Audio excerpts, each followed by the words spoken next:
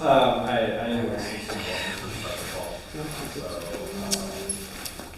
And I guess another quick question for you. So we're doing this in partnership with IAPP, and I know at a lot of their networking events, they usually have more bar-type settings. Does Cal Factory have any issue if I tell people that they're welcome to go over to the Omni lobby and bring things back, or would that bother Cal Factory? Like they can If I could get a beer and came back. Oh yeah. Okay, that's Oh, totally. fine. I know you guys have beers at events all the time. I just Right. still didn't want to do something without. The only thing is like I don't know about like glass. Okay, you so know what I mean? so it's sort of like, maybe well, it's it might need to be plastic to go, or like yeah. be like. They can always like you could bring your own beer or whatever. Well, I know we for a long time thought someday we might like a dedicated sponsor for that sort of thing. You know, I just was gonna say, normally it's not an issue, but given who we're partnering with. Oh yeah, I think it's fine. I think the only issue. And none of them may be interested, and we normally just go do it afterwards anyway. I just want to let people know if they're like, where's the beers? Well, there is an option. Fair enough.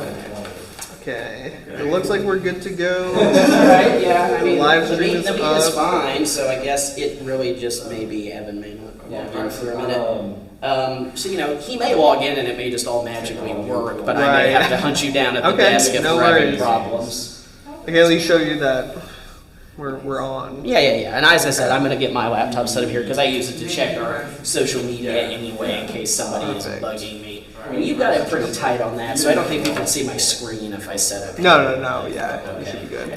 Could you real quick see how it looks like if I'm standing here because we're trying to moderate a discussion? Yes. Does that look all right from the live stream? Let's see. Was there a course sign up? There's a course I know there's a bit of a sign up. delay, so it may take you a second to say. No, you're good. It's just the Mevo that takes a while. Let's see.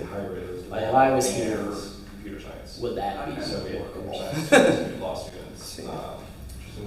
In Washington, they're on the quarter system, but the law school is on the semester system. Let's see. So they started computer science. I think there's good. First. Yeah, that's good. And it shouldn't capture, if I'm set up here with my laptop, shouldn't get my screen, so we're Right. good. Yeah, because you'll have it to the back. It's like I guess whoever's talking is gonna have like a camera like Yeah. for whoever. Yeah. But like It'll be fine. it'll be blocked. Yeah. Yeah, appreciate it all. All right, perfect. Appreciate it all. Of course. Yeah, let me know if you need anything. I'll be around. Yeah, Evan will show up when he shows up, and if there's a problem, I'll let you know. All right, sounds good. It's exciting.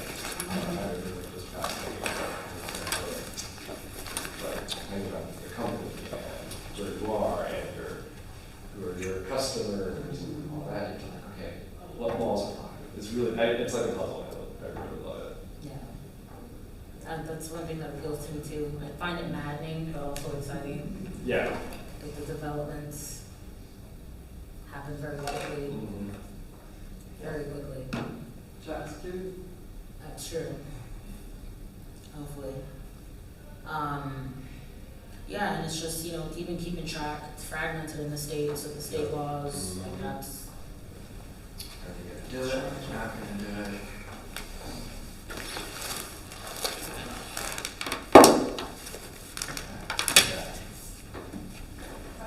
Hey, how's it going?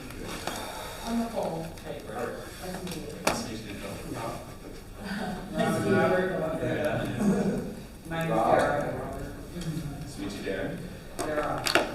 Dara. As soon as I'm fully set up, I'll be a more gracious host. We'll do a little intro once we get started anyway. I'm Michael. Hey, how's it going? Ruben. Nice to meet you, man. Nice to meet you. I do privacy and science on. Oh, awesome. I'm always down for some free CPD. Yeah. Well, happy to help you out there. Usually. They have something in-house for you? They do, but I still have to show up for it. So. Now, did you want to do the AI stuff where you wrote into it? Because I feel like a lot of privacy people they're techie. I mean, it's just opportunity, you know. It's like we already have our hands on everything. Like, why not just upskill into it? So yeah, I did data privacy as a consultant for a long time, and then it was at a small boutique consulting firm called Postal Meadowville. But we had a ton of clients out here. Yes. Yeah, co-hosted with EFF Austin. I'm the current president of EFF Austin. We're presenting the event in partnership. Nice to meet you. Fantastic. Stacy Foster. Nice to meet you. I dragged my son-in-law. Nice to Evan meet you. Peterson. I'm fully finishing getting set up and Okay. waiting for our remote speaker to beam in just a sec. Oh, so. fantastic. And I agree, I didn't mind it. I Right. just felt like, what am I doing? But Right. if you read it, so there's a lot of. Yeah. Oh, sure. Yeah, we were lucky enough to be able to hire some really smart data scientists, so the parts that I can shuffle over to them. Yeah. Good deal. What do I do with this?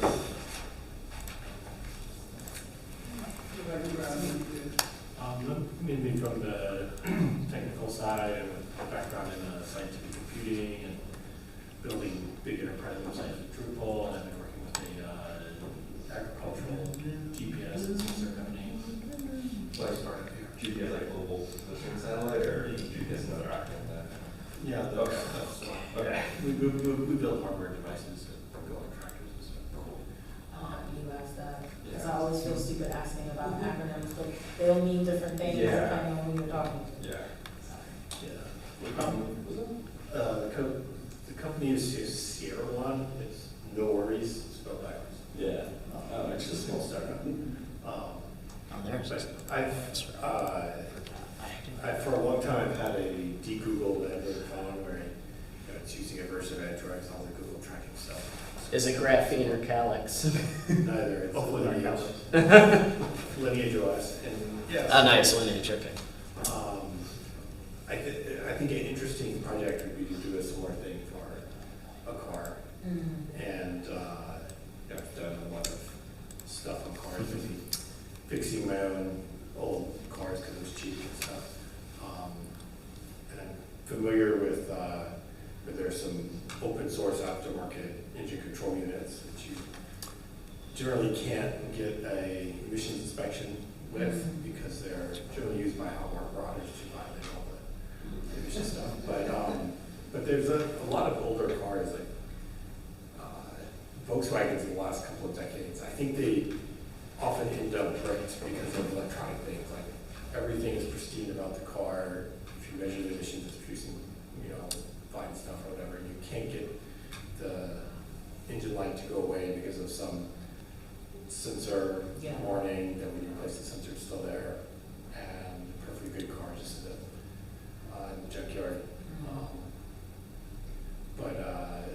And then very modern cars, they have at least one cell phone, essentially built into the dashboard that has all sorts of stuff in it.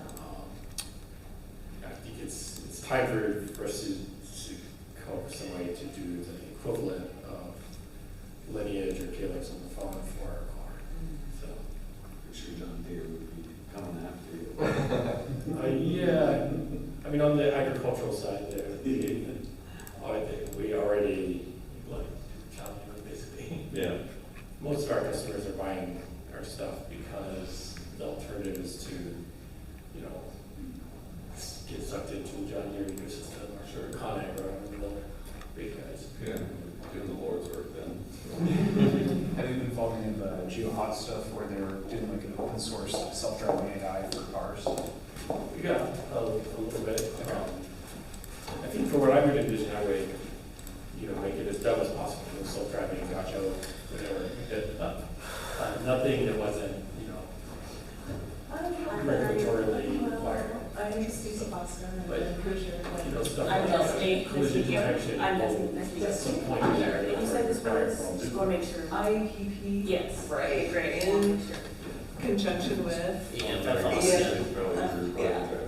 Yeah, so, if you've heard of Electronic Frontier Foundation, we're the local group who works with But it. that doesn't mean that.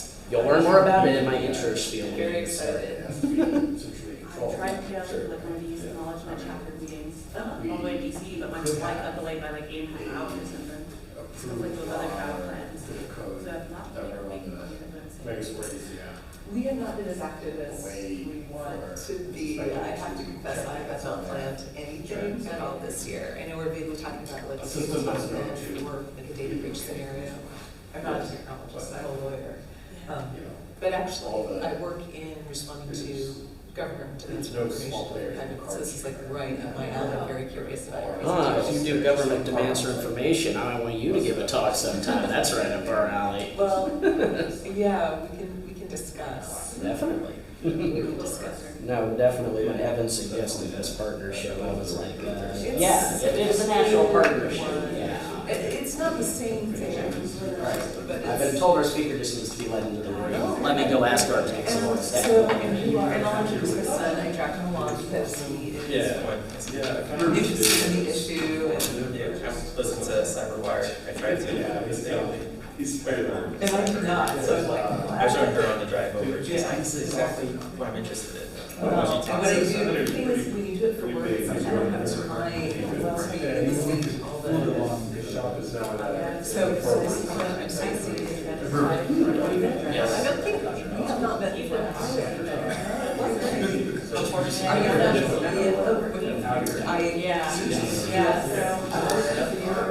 The link I sent him is just. I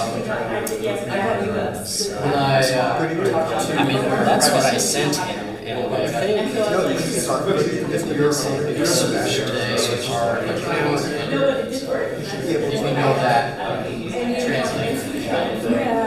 Other people that joined.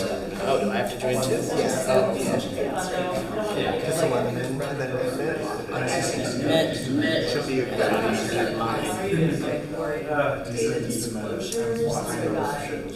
certified. Hey, Evan, can you hear us? Can you hear us? Hello, everyone. Can you hear me, Evan? I can hear you, okay. Okay, cool. I'm gonna turn my screen off here so that we're just, because that's not relevant. Okay. Yeah, can you hear us and see us all right? I can hear you. Okay, cool. Very good. All right, very good. So we'll give it a few minutes to get started, but I'm glad you don't really have any slides since we're just doing a discussion, so. Yes. Yeah. Okay, very cool. All right, cool. All right, I don't know, is there any way we can get it to where it's not showing me since I'm just logged in so he can be in here? I don't know. Minimize or remove this tile, something like that.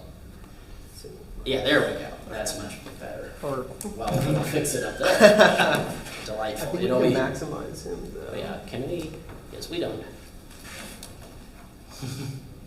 Let's see. All right. Always technical stuff, always. Yep. That's fine. Okay.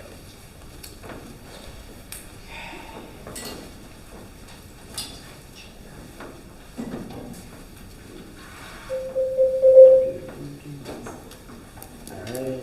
Yeah, but. Okay, if it's there, it's there. There's not anything we can do about it. And I'm correct, I have to be in there. It'll boot him though. Okay, got it. Okay. Sounds good. We will adjust. Here come everyone. We'll give it just a few more minutes and we'll get going here. I'll give an intro and we'll get going here. So, hang tight. And,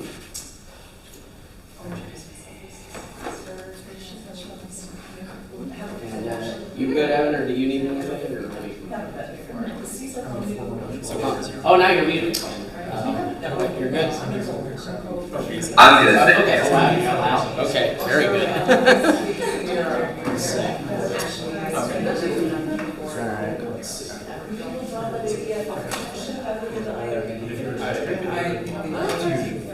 I think we have. I was last time. The last one was at tax office. Yeah, myself. And that was good.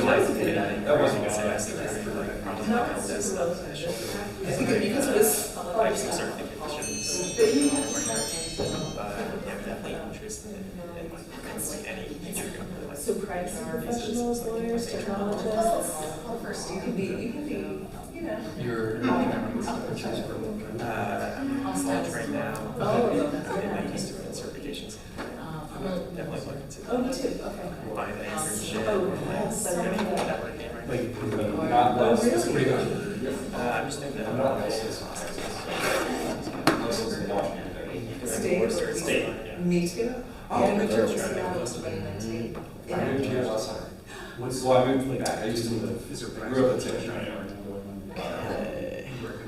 You seems to be like. Yes. Okay. It's a lot. Especially That's what I do. Sometimes you're sure. yeah, a lot of smoke. Sometimes, especially during the summer. Over the last few years, That's I've been here 5 years. So it's been trying to never change in Seattle. Every single year since it's Seattle. Because also, it used to be like, you'd never do air conditioning in Seattle. Work rights, like I didn't move around, so I think your floor numbers like for the entire city shuts down during winter because that's nice. Also, it's so icy, I mean, I have to defend Seattle drivers. Do they often drive this way? No. But it is icy. Yeah, sure. Good to see you. Partner with IAPP, so we I don't know how fancy that. Oh, well, Cat Factory's paid for something. They're still. Yeah, I was in Google Fiber, so I just acknowledged it. Then I had a power outage that caused some weird OS DNS caching issue or something, and I could not get my internet to work for 2 hours. I switched it to my custom hotspot for my router, and it magically started. I don't know. It was challenging my knowledge of the stack that deep. I'm like, I'm having to turn into a network engineer. apparently that's a big thing.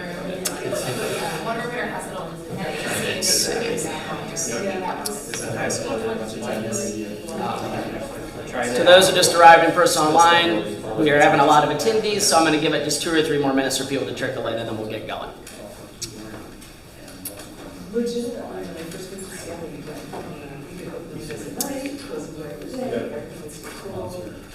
Yeah. Alternate edge, right? The first part I had was, it's fine. Sweet, but then they're more to Colorado. Alternative YouTube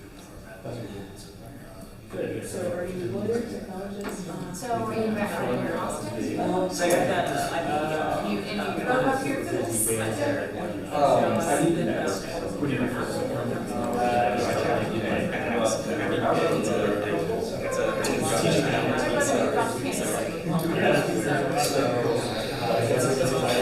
He went to Purdue.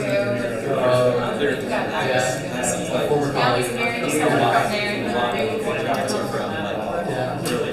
Who's the hardest? I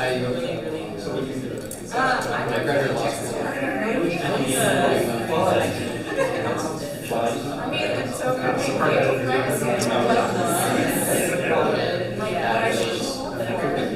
but no, I need the career support. Very serious topic.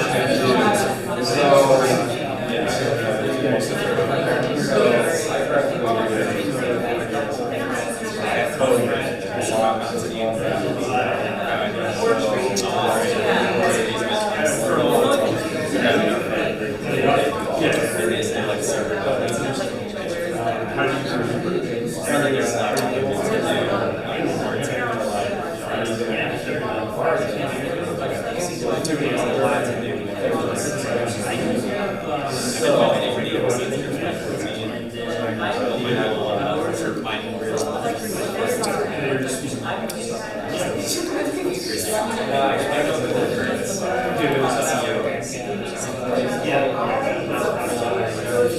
and it's good about that. There's no way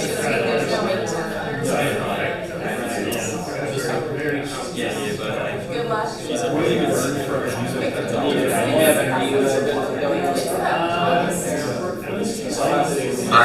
Okay, so I'm going to introduce this. I'll do my spiel and then we'll. All right, I think we're going to go ahead and get started, everyone. Although it looks like a lot of interesting conversations, don't worry, we'll resume that once the discussion is over. Welcome everyone to a co-presentation with the IAPP Knowledge in Austin chapter and the latest monthly meetup of the EFF Austin Meetup. Welcome everyone. I see a lot of new faces, also a few familiar ones. Welcome all. So for those of you here from IAPP who are like, well, I'm here for the Knowledge Net, but what is EFF Austin? Well, I'll answer that now. So for those of you who've never heard of us, EFF Austin is a long-standing Austin-based digital celebrities organization. We've been around over 30 years. I've not been around that long. We closely work with an organization some of you have probably heard of, Electronic Frontier Foundation, based out of San Francisco. They're the nation's oldest and largest digital celebrities advocacy organization. They're kind of like the ACLU for the internet. They fight to protect your rights in emerging technological spaces, especially your First Amendment right of free speech and free expression, and the right that you all, as privacy professionals, probably care about, your Fourth Amendment rights, which give you, combined with the Ninth Amendment, an unenumerated right to privacy. So yeah, they're really awesome. I encourage you to look into them if you care about privacy in general, because they're really one of the heroes fighting for those principles at the federal legislation level. They've been around since 1990. We're almost as old, been around since 1991. We're actually the oldest member of what you can see on my shirt is called the EFA, or the Electronic Frontier Alliance. This is kind of a peer-to-peer activist network. About 100 affiliated groups all around the United States. None of us have any formal legal affiliation with each other, but we all believe in similar principles, and we advocate in various educational and legal ways across the country. As I said, EFF's primarily federal and occasionally state level in California. We are entirely basically City of Austin and State of Texas level, basically. For a long time, even though there's about 100 EFA groups, we for a long time were actually not only the only one in Austin, we were the only one in Texas. Though I am very happy to announce that as of a couple weeks ago, we were joined by a second EFA member in Austin, Open Austin, who essentially is a kind of Code for America chapter here in Austin, but they do a lot of civic hackathons and stuff. They've been around for a really long time, I think at least 15 years. We've partnered with them for many years. We're very happy to join them and welcome them to the EFA. And so our speaker tonight, Evan, was actually formerly, he did legal work for another member of the EFA, STOP, or the Surveillance Technology Oversight Project, based out of New York City, with the somewhat famous lawyer Albert Fox Kahn runs it. He was actually on Last Week Tonight with John Oliver, so mildly nationally known. Evan was familiar with IAPP's work. I was not really that familiar with it till he introduced me to it. I'd been to one or two of your meetups per his invitation, and he suggested that, well, we have a lot of natural overlap in our interests, so he suggested a meetup collaboration. Hopefully, if this goes well, I hope this may be the first of multiple ones of these, because, we care about a lot of the same issues, and think we should work together on these issues. So I will do a brief rundown of what you can expect from us coming up over the next several months before I turn things over to our speaker and begin facilitating what we hope to be kind of a discussion dialogue on tonight's topic. We're primarily an educational organization, which mostly takes the form of we do meetups here at Capital Factory on the second Tuesday of every month at 7 p.m. We have a slate of several pretty interesting speakers booked out through most of the rest of the year. In August, we're going to be hearing from lawyer Drew Harris, who's going to be talking to us about the implications of deepfakes on trial submission evidence. I'm fascinated to learn how that's going to affect trials. So he's going to talk to us a little bit about already what seems to be emerging in that space. Then September, we're actually speaking of Open Austin. The current president of their board, Liani, is going to come talk to us and tell us a little bit about Open Austin's work. Then in October, our board member David Hensley is going to be talking to us about data cooperatives. And then in November, just booked a speaker, most likely, but we're going to be, I actually literally just learned the name today, so I don't want to make it up, but we're going to be hearing from Luke Langston, who's an expert on quantum computers. And so he's going to give us a bit of an intro to those and the implications they have on encryption and privacy. So yeah, a lot of fun stuff coming up for the year. I've also just flagged that, like National EFF, we do occasionally get involved in the more political side of things, both at the city and state level. We were very involved in the discussions around bringing back automated license plate readers in Austin. While we were not able to stop them coming back, we did get much stronger data privacy regulations on them. Most crucially, we originally were only going to be able to, they were going to want to hold data for a whole month. We managed through multiple rounds of negotiation with council, we got that down to just 7 days. Still too long in our opinion, but we'll take it. We also, we've consulted a number of bills at the state legislature as well. We gave our testimony on HB4, the big data privacy omnibus bill, which I'm sure half of you or most of you are familiar with. And then also we were, I was recently called as an expert witness for the same author of HB4, Rep. Capriglione, is now convening panels on regulating AI in the state of Texas. I was called as an expert witness for that panel. So we hope to continue to be involved in those discussions. And we're actually partnering with Open Austin on the city's ongoing AI regulations as well. So we do a lot of stuff. We're an entirely volunteer-run organization, and our new treasurer, Heather, would scold me if I did not also encourage you all to go to EFFaustin.org to learn more about us and also potentially donate to our PayPal. Nobody here is paid. This is an entirely volunteer-run thing, and so we do what the community wants to do. So if you like the sound of what we're involved in, like, hey, I'd like to get involved in that, there's literally nothing stopping you. You know, a project happens when somebody wants to do it, so we would welcome it. So I think that is enough about us. So I will introduce our speaker, and then I will introduce our topic for tonight and kick the discussion off, which, as I said, I do hope it will be a discussion. I have prepared some questions for Evan to facilitate discussion, but I really hope this will be a broad discussion with the audience. We definitely try here to not have static, boring PowerPoint talks as much as possible. We try to have it be a lively intellectual debate. So yeah, as I said earlier, our speaker this month is Evan Enzer. Some of you probably already know Evan, but Evan is an Austinite by marriage and former legal fellow at the Surveillance Technology Oversight Project, a New York-based nonprofit advocating at state and local levels. A graduate of Berkeley Law, he previously interned with the Consumer Financial Protection Bureau on the privacy workstream, was an advanced clinical student in Berkeley's Technology Policy Clinic, and volunteered with Berkeley's Digital Rights Project. Evan currently works as a privacy subject matter expert at Simmons Bank, where he's building an enterprise-wide privacy program. He's also worked as a summer clerk for affordable housing nonprofits and was a team leader for Berkeley Law's Animal Law Project. Before law school, he worked in homeless services and local music. Outside of law and policy, Evan loves competitive pickleball and social entrepreneurship.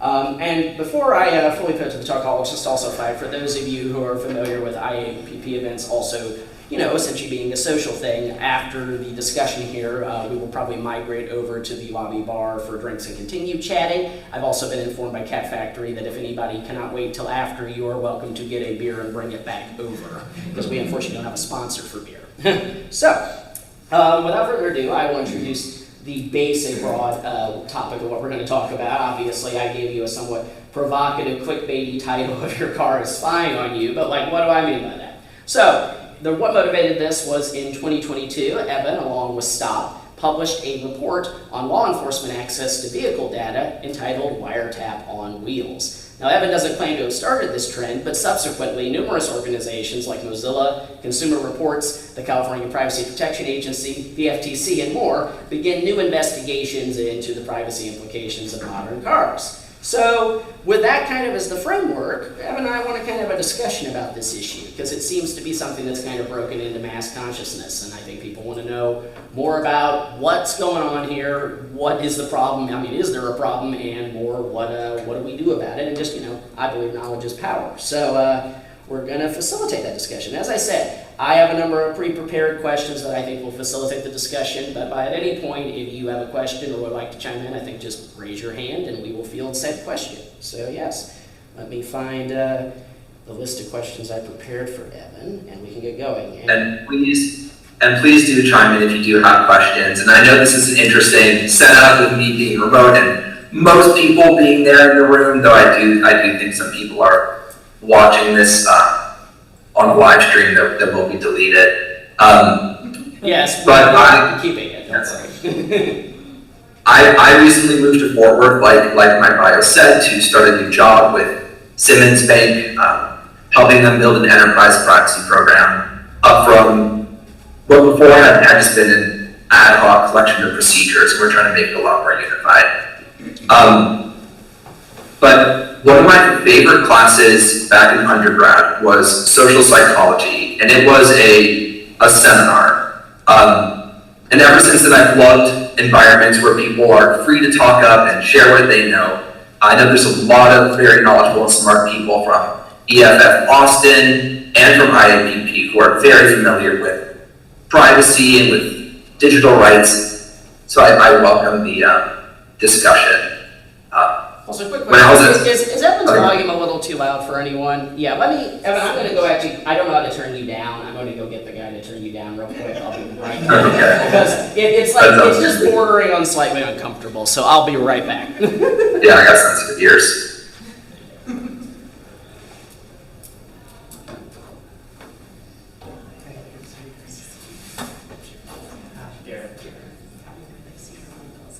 Yeah.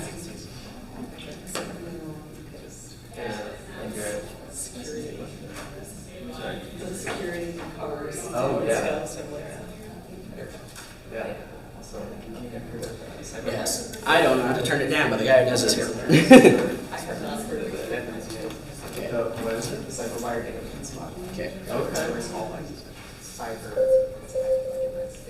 Yeah. Evan, could you talk again? Check. Maybe bump it a little back up. Oh, that's where it is? Okay. I couldn't see. Yeah, right, yeah. Speak again? You're trying to Check. You're getting information. Maybe one more. Information, you're like, Yeah. Check. Okay, I think that's good. Okay.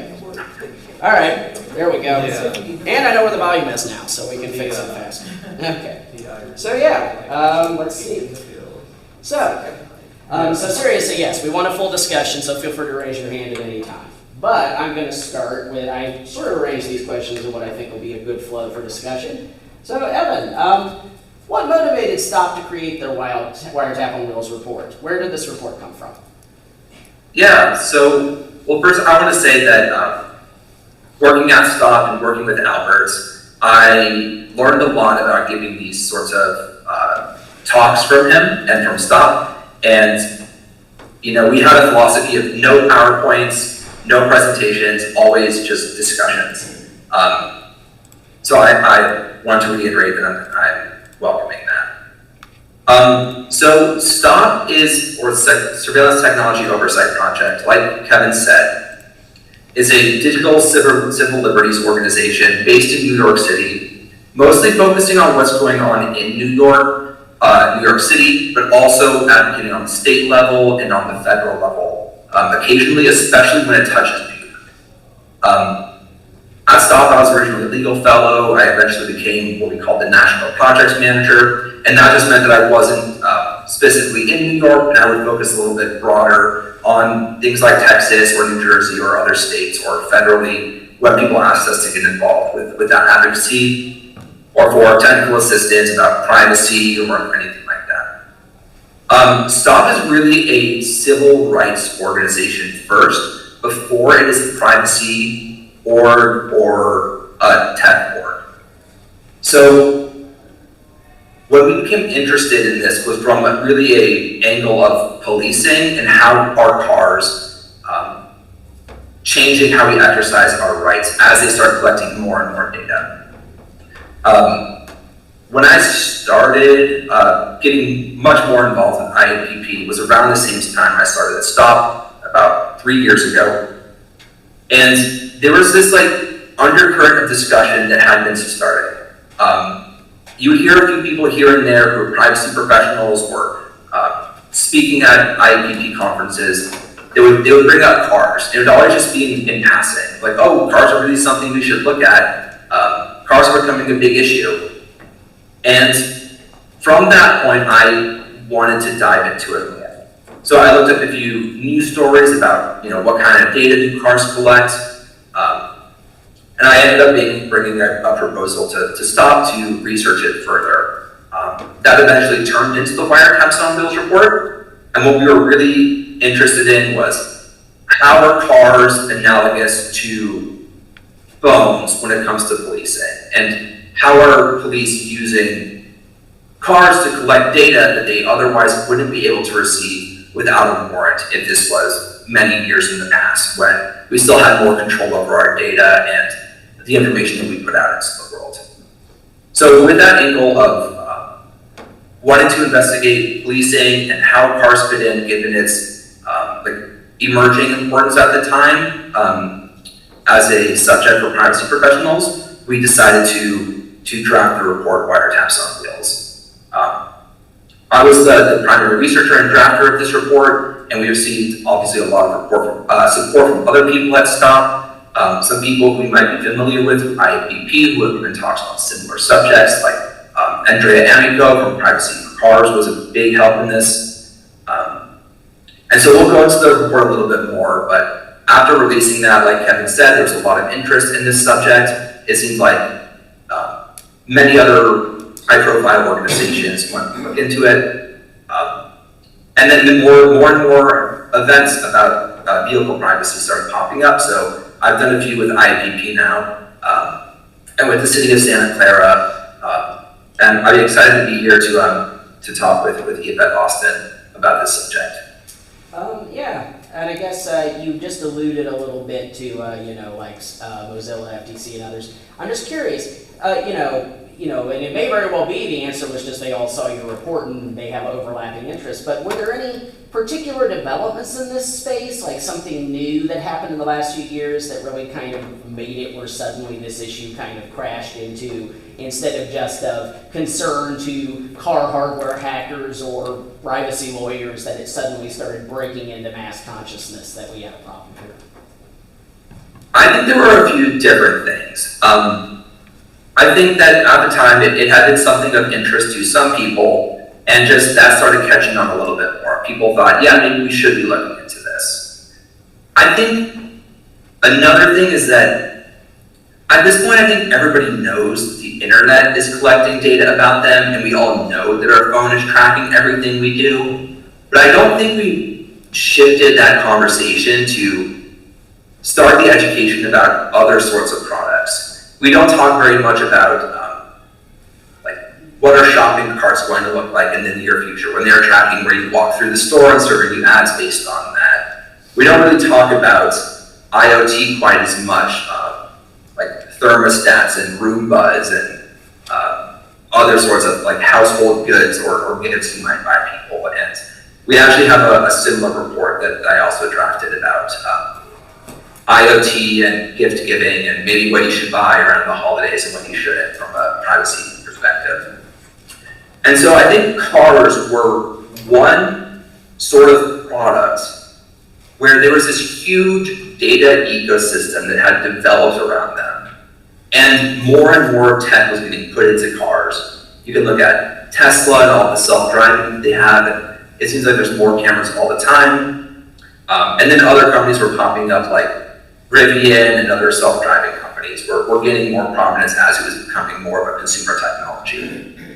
And with all of that in the background, I think that interest was building with more people releasing reports. And then the big watershed moment came when the California Privacy Protection Agency began releasing or performing investigations into car companies and making it clear that this was a product they were going to be looking at and something they were interested in, and it wasn't just going to be big tech companies or consumer tech that needed to comply with the CPPA or CCPA, CPRA. It was going to be all companies, including vehicles. And then subsequently Mozilla released their report that called cars the worst category they've ever reviewed in terms of privacy, and that's set off a new flurry of interest in the subject, which is when I saw a lot of interest among cities and other groups to look into this a little bit more. Yeah, I think it was when Mozilla came out with a report that I think was contacted by the local news reporter who wanted to give me for a talking head for their story about it. So, just, because I don't know how many people can stick around for the full discussion, I want to make sure people get their money's worth. I think I will first quickly ask you, what were the main conclusions of the report? Like, if we're gonna just kind of give, we're gonna go into a lot of it in more in depth, but if we're just gonna kind of say wiretap on wheels, what, if you're gonna have several takeaways, what are the main things people should take away from the report? We made several recommendations that were focusing on different types of parties that might be reading the report.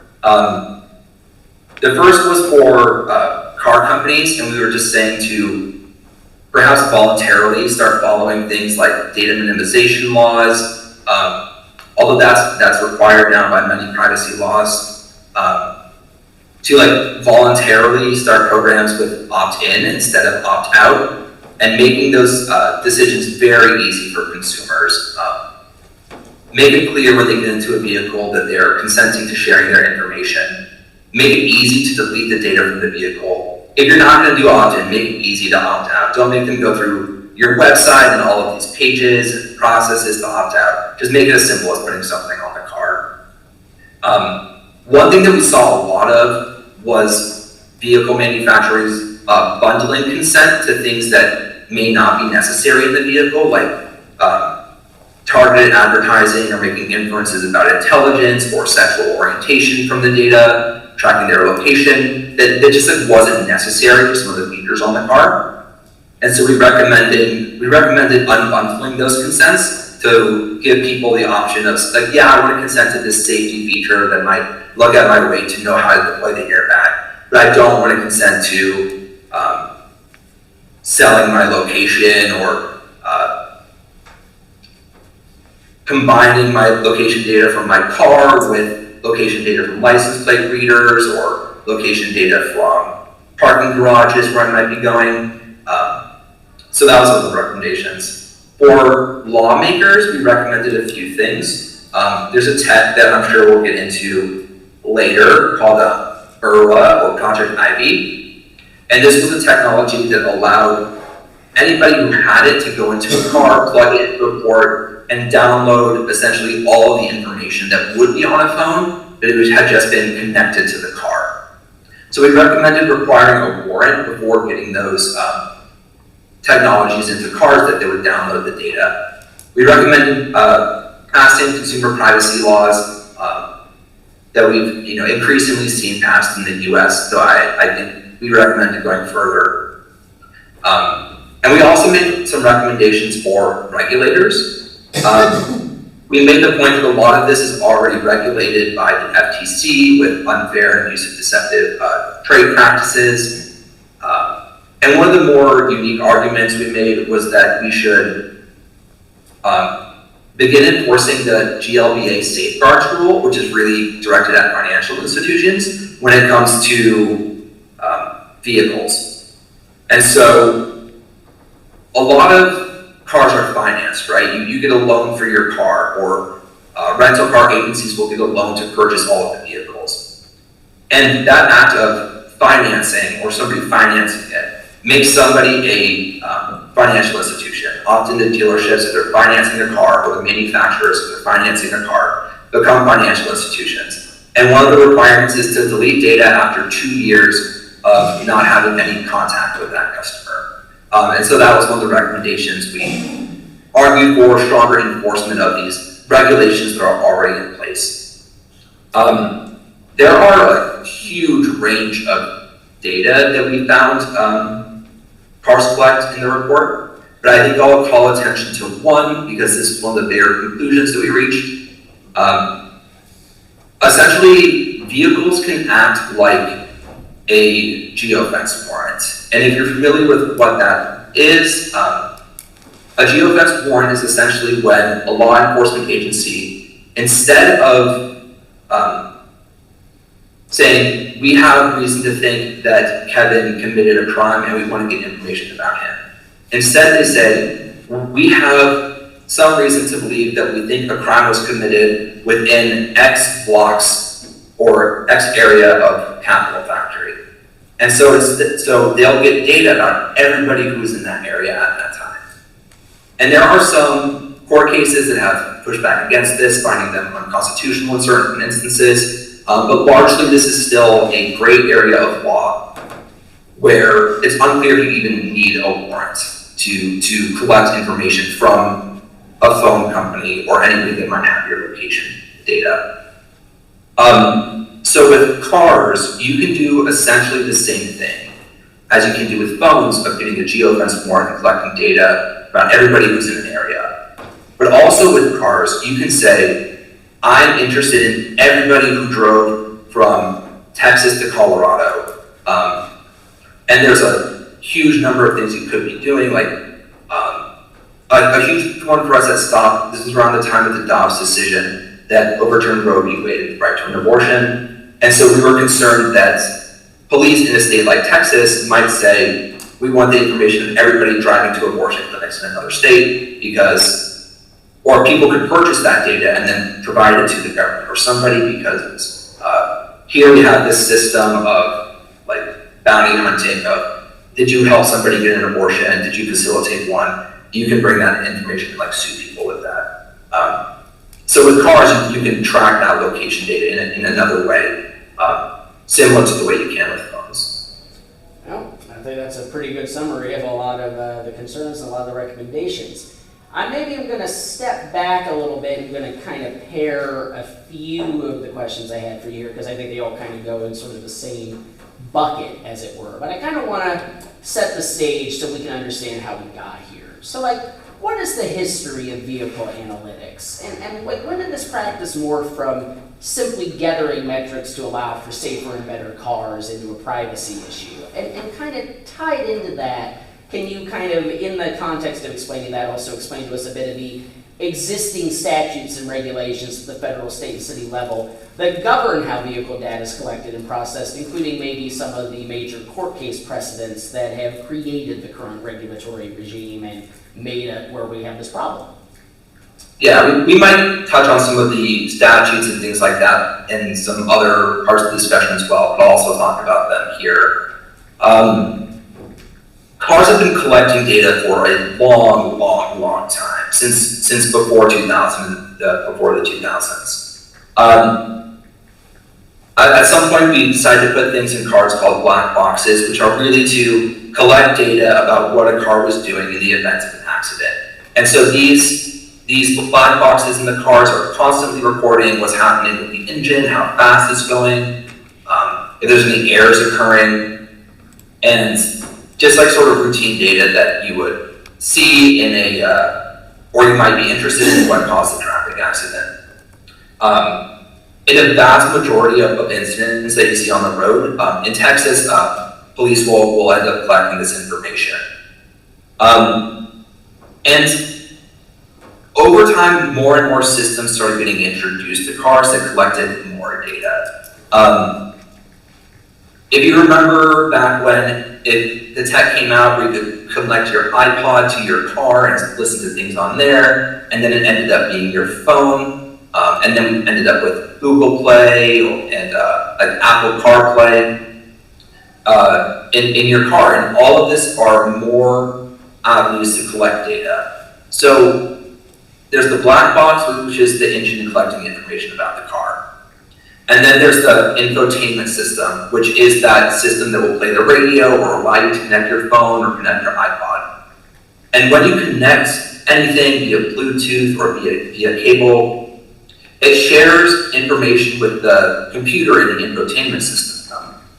So if you're connecting your contacts and syncing that to the car, that will be transferred. If you're calling people using the car, it'll know who you're calling, you're sending messages, it'll know the content of those messages. It'll know the content of what you're listening to, how long you're listening to certain artists, what apps you like to use to listen to music.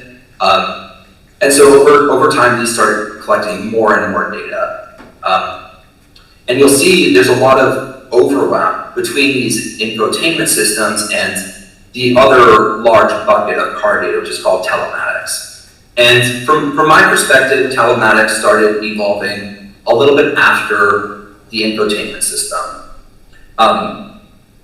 more and more computers started being put into cars to check the engine or to see if the seatbelts are being worn, or GPS for navigation, or if you want to send data off the car to any sort of other party, it's the telematics system that will do that.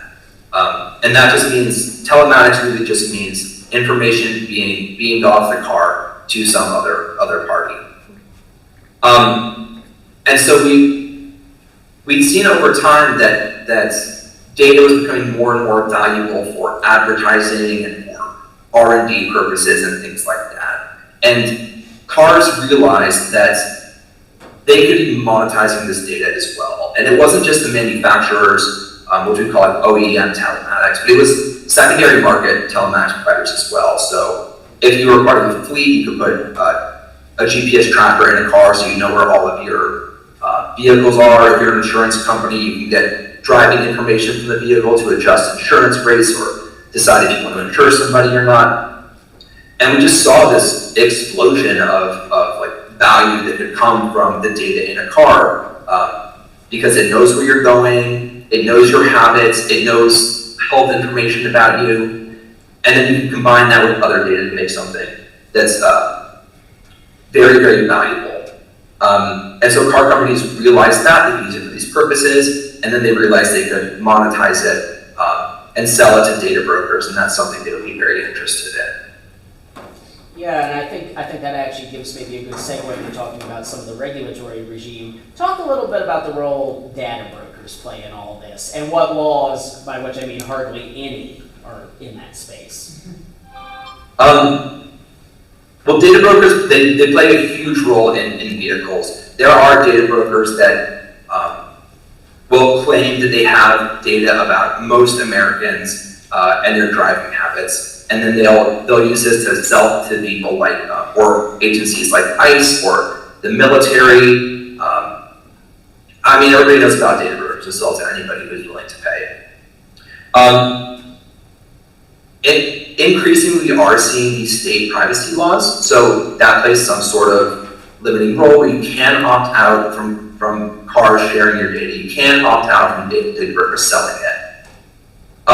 But there is a longer history of creating regulations or laws for vehicles, including the Driver's Privacy Act, though that's only limited to the black box data. And beyond that, you'll see like real hodgepodge of other laws that you can also apply to vehicles. That would include like the Wiretap Act, if you want to wirelessly tap into a car and listen to the infotainment system or the hands-free microphone that you're using when you're calling people. You should, it's not settled that this is required, but it should be analogous to wiretapping a phone.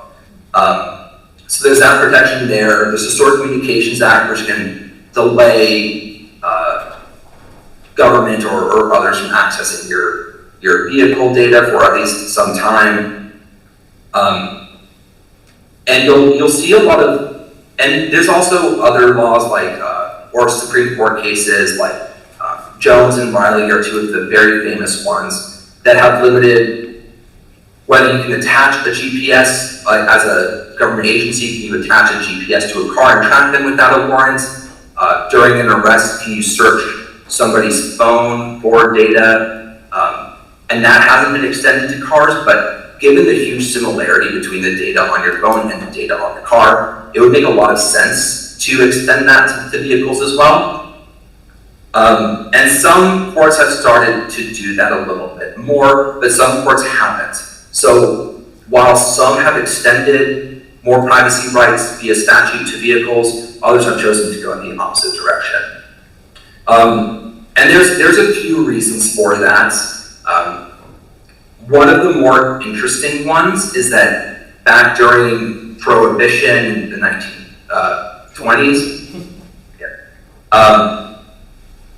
cars were very mobile, and the government wanted to be able to seize alcohol that was being bootlegged in vehicles. And so there was an exception made to the Fourth Amendment, which is your right to privacy and your property, that let government search cars without a warrant if they had a reason to believe there was contraband there. And today, some agencies will still argue that that exception applies to vehicles. So if they want to, they can go into your car and use that Berkeley Project Ivy device and download the data. Because of the automobile exception, they actually don't need a warrant to do that. It's just something they can decide to do. There was one district court case that actually said that they do need a warrant to physically enter the car. So there is some movement there, but that hasn't been extended in other cases. And there's also that issue of the telematics. So it's not just all going to be in the car. For lawyers, you're probably familiar with the third-party doctrine, and that's the idea of after you share data with a person or an entity, they can then go ahead and share that and voluntarily give it up to law enforcement agencies without a warrant. So really, even if you don't need a warrant to get into the car, because all those other cases have not closed the third-party doctrine or narrowed it, you can still get that data off the vehicle without actually ever entering the car, which is where more of the new protections have come from. This is a bit of a sidebar to discussion, but I would imagine the situation is similar to the general problem with most Internet of Things devices. I imagine that there also aren't many technological protections in place. I imagine a lot of this data is not encrypted, it's literally in plain text in the car's computers. That's right.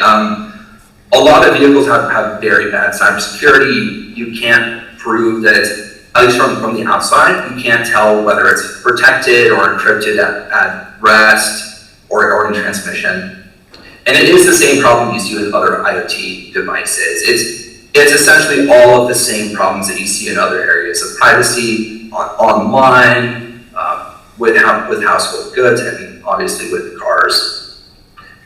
There have been many examples of hackers or journalists or people who are interested getting into cars and downloading information. There was a rental car from the Baltimore airport where the person who plugged one of these Project Ivy devices into the vehicle was able to get information about 70 different drivers who had driven that car and rented it from the agency. And none of that's encrypted. Once you get that data, you can view it, you can see social media posts, you can see pictures in some cases, you can see the content of their messages that they've shared with other people. You brought up Project Ivy multiple times at this point. Can you tell us a little more about Project Ivy? Yeah, this is a device that has been used by police for many years now, and it is just like a digital forensics tool that will plug in with other policing tools to collect and analyze data. It's just that this one plugs into the car like a phone would or anything else would, and it downloads the data from there. It's been used in many high-profile cases when you couldn't get access to a phone. If anybody remembers like the San Bernardino terrorism case from years ago now, where Apple wouldn't unlock the phone for police without a warrant, they used Project Ivy instead to collect that same data that would have been on the iPhone from the car.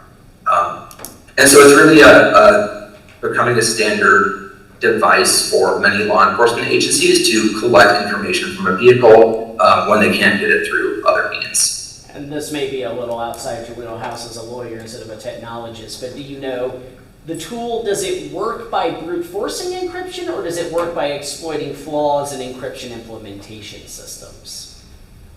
I can't really speak to that.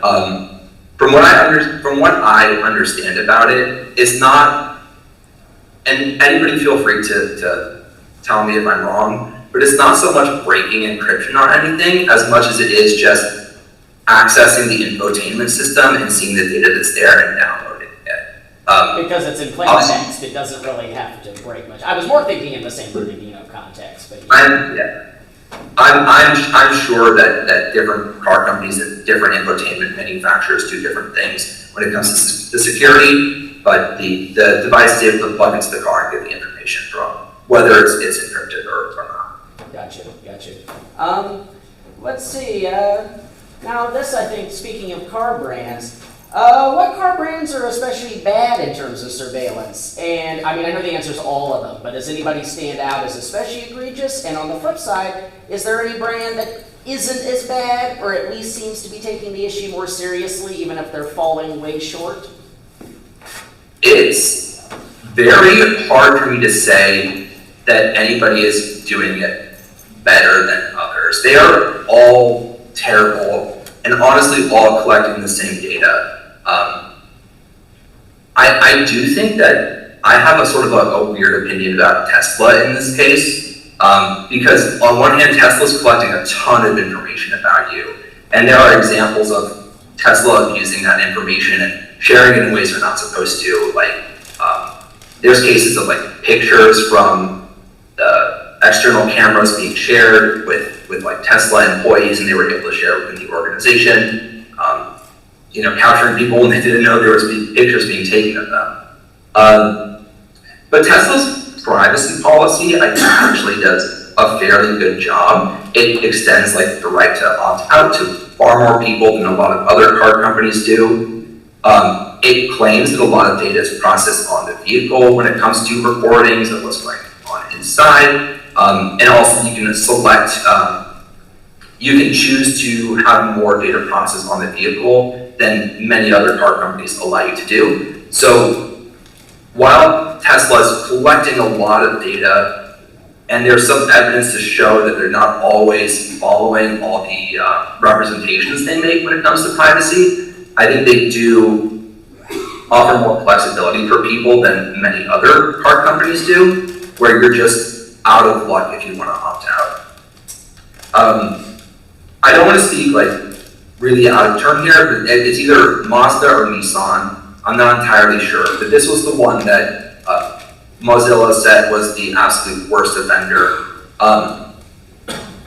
I tend to think they're not much worse than anybody else. They're just more upfront about it. So they'll say, yes, we're collecting information about your sexual orientation. Yes, we're collecting information about how smart we think you are. Like, yes, we're tracking everything you do, and we will share and sell this. They're just not hiding behind quite as much vague language as what other car companies are doing. But they will all collect the same data that's far more excessive than necessary to operate safety features or operate a radio or operate a GPS. You don't need to know all that. That naturally leads into the question of, you've given us already some teasers of just some of this data, but like, what are the worst kinds of data that car can collect on their occupants, and how is this data collected? Like, what would be the most horrifying things these car companies are reserving the right to learn about you? I think sexual orientation and intelligence, I think, are two of them. I agree they're bad, and I'd like to see it get even worse than that. Yeah, like why does the car need to know that? But I think I'll go to where I think maybe is not the worst offender first, and that's biometrics. Cars will increasingly collect things like fingerprints to unlock the car or to get it started, facial recognition to verify who a driver is as a security feature before you drive, or like passive intoxication monitoring, which you might know was passed in the infrastructure bill a few years ago, and will be required to be in vehicles by 2026. Maybe this is the answer to your last question, Kevin, but really the way to go is to buy old cars. You don't want to buy a car after 2026 that might be collecting your biometrics or watching your eye movements to see if it thinks you're distracted or intoxicated. The answer is really to buy an old car. But the biometrics can be a huge problem. At Stop, this was a major focus of what we advocated on was facial recognition. We've seen it be more biased for people of color than it is for white men or for people who are elderly or younger. And just when you enter a car, I don't think you want to be locked out because the vehicle thinks that you are not who you say you are, or maybe your or your phone. My wife all the time, like sometimes her phone can't recognize who she is if she's changed her hair or done her makeup differently or something like that. And it would be so frustrating to get locked out of your vehicle because it can't recognize who you are. And obviously they'll share that information as well if they're able to. One of the things for me about biometrics, I'm neurodivergent and sometimes I'll twitch or my eyes will behave differently. And sometimes I worry about like remote proctoring for tests. I took the bar during COVID and I was so worried that it was going to flag me for cheating or something like that because my eyes were moving in a weird way or I twitched or something like that. And I don't want cars to do the same, to think I'm driving intoxicated or I'm not paying attention because I do something with my eyes or my face, and then shares that with insurance companies to raise rates or drop me from insurance or something like that. And so you can see how that collection of biometrics can be discriminatory, even if it is for a good intention of making the road safer. I think that actually, ties into what I was thinking was going to be saying we do need to go over, which is like, okay, even ignoring issues, if I agree with you, everybody knows breathalyzer is not always very accurate, and so I'm like, oh, it's magically going to be accurate. Facial recognition is very error prone. It's going to somehow magically be accurate. But even ignoring all that, like what are your thoughts on? I know, now that you have let people who didn't know, though I suspect this room knows, that come 2026, all new cars are going to have these features in it. What do you say to people who aren't concerned about a car that's trying to know you're drunk or wants to make sure you're not sleepy and your eyes are on the road? Because I'm sure some people are going to come back with like, these legitimately save lives, and so what are you worried about? Like, this is a good thing. Why are you worried about this? Even ignoring that I agree with you, it can't be accurate. For me, it's really about a choice. When it comes to privacy, it's really about, do I want to give this information up, and is this a good fit for what I'm doing? Maybe it's not a good fit to have in my car. Maybe it's not going to be effective because my body behaves a little bit differently than other people's. Or my mind does. And so it's not really, I don't think you should be making that choice for everybody. If you say it's about safety and road safety, that's great. I'm a little skeptical that it's going to do anything to make things much safer, just given how dangerous we've seen cars are and how much error we've seen with this technology in other contexts. And then I guess I'd already asked, but I guess I'll go back to a bit. And what are the means by which cars are gathering this data? What sort of sensors are in the car? Because you didn't bring it up, but I remember the thing when I read Mozilla's report that I was the most flabbergasted that one of these car policies reserved the right to gather, and I sat there going, how would they even gather this? They reserve the right to gather your DNA material in the car. That's wild. I'm not sure how they would actually get your DNA. That's what I was curious about. What kind of sensors are in this car? I'm a former bioengineer in another life, and so I'm sitting here going, how would you even do that? I assume they're making inferences about your DNA from your biometrics, like your fingerprint or your facial movements. But there are a huge number of sensors. Everything that's happening in the car is being tracked, whether you're wearing a seatbelt, how much weight is on the seat, like how much do you weigh, how fast are you going, where are the mirrors set to, are the headlights on, and then there's increasingly cameras inside the car focusing on the driver or passengers, and they're using that to collect those biometrics like eye movements or unlock the vehicle if you have that sort of feature. Obviously there's external cameras as well. Some of these operate differently, but some of them, including Teslas, take actual video snips of the outdoor around them. Some of them use more like thermal imaging devices, like just detect if anything is there. But absolutely everything in the car is tracked. There's thermometers in the car. They know how hot it is outside. They know how hot it is inside. And all of that is being shared. Just sensors all over the vehicle tracking everything that's happening. Right. And all right, I think you know, you've already raised what I think are incredibly concerning things the car companies are claiming they can learn about you from these sensors, that somehow they could know your sexual orientation or know how intelligent you are. I mean, you know, as far as I'm concerned, anybody who thinks they can do that with facial recognition is engaging in modern day phrenology. But, you know, let's get out of the realm of hypotheticals. Do you have any examples of individuals who have already suffered personal, financial, or legal harms from this data collection? How concerned do I as a consumer need to be that my rights are going to be violated if I buy a modern car? I mean, I think you should be as concerned as you are with any other product.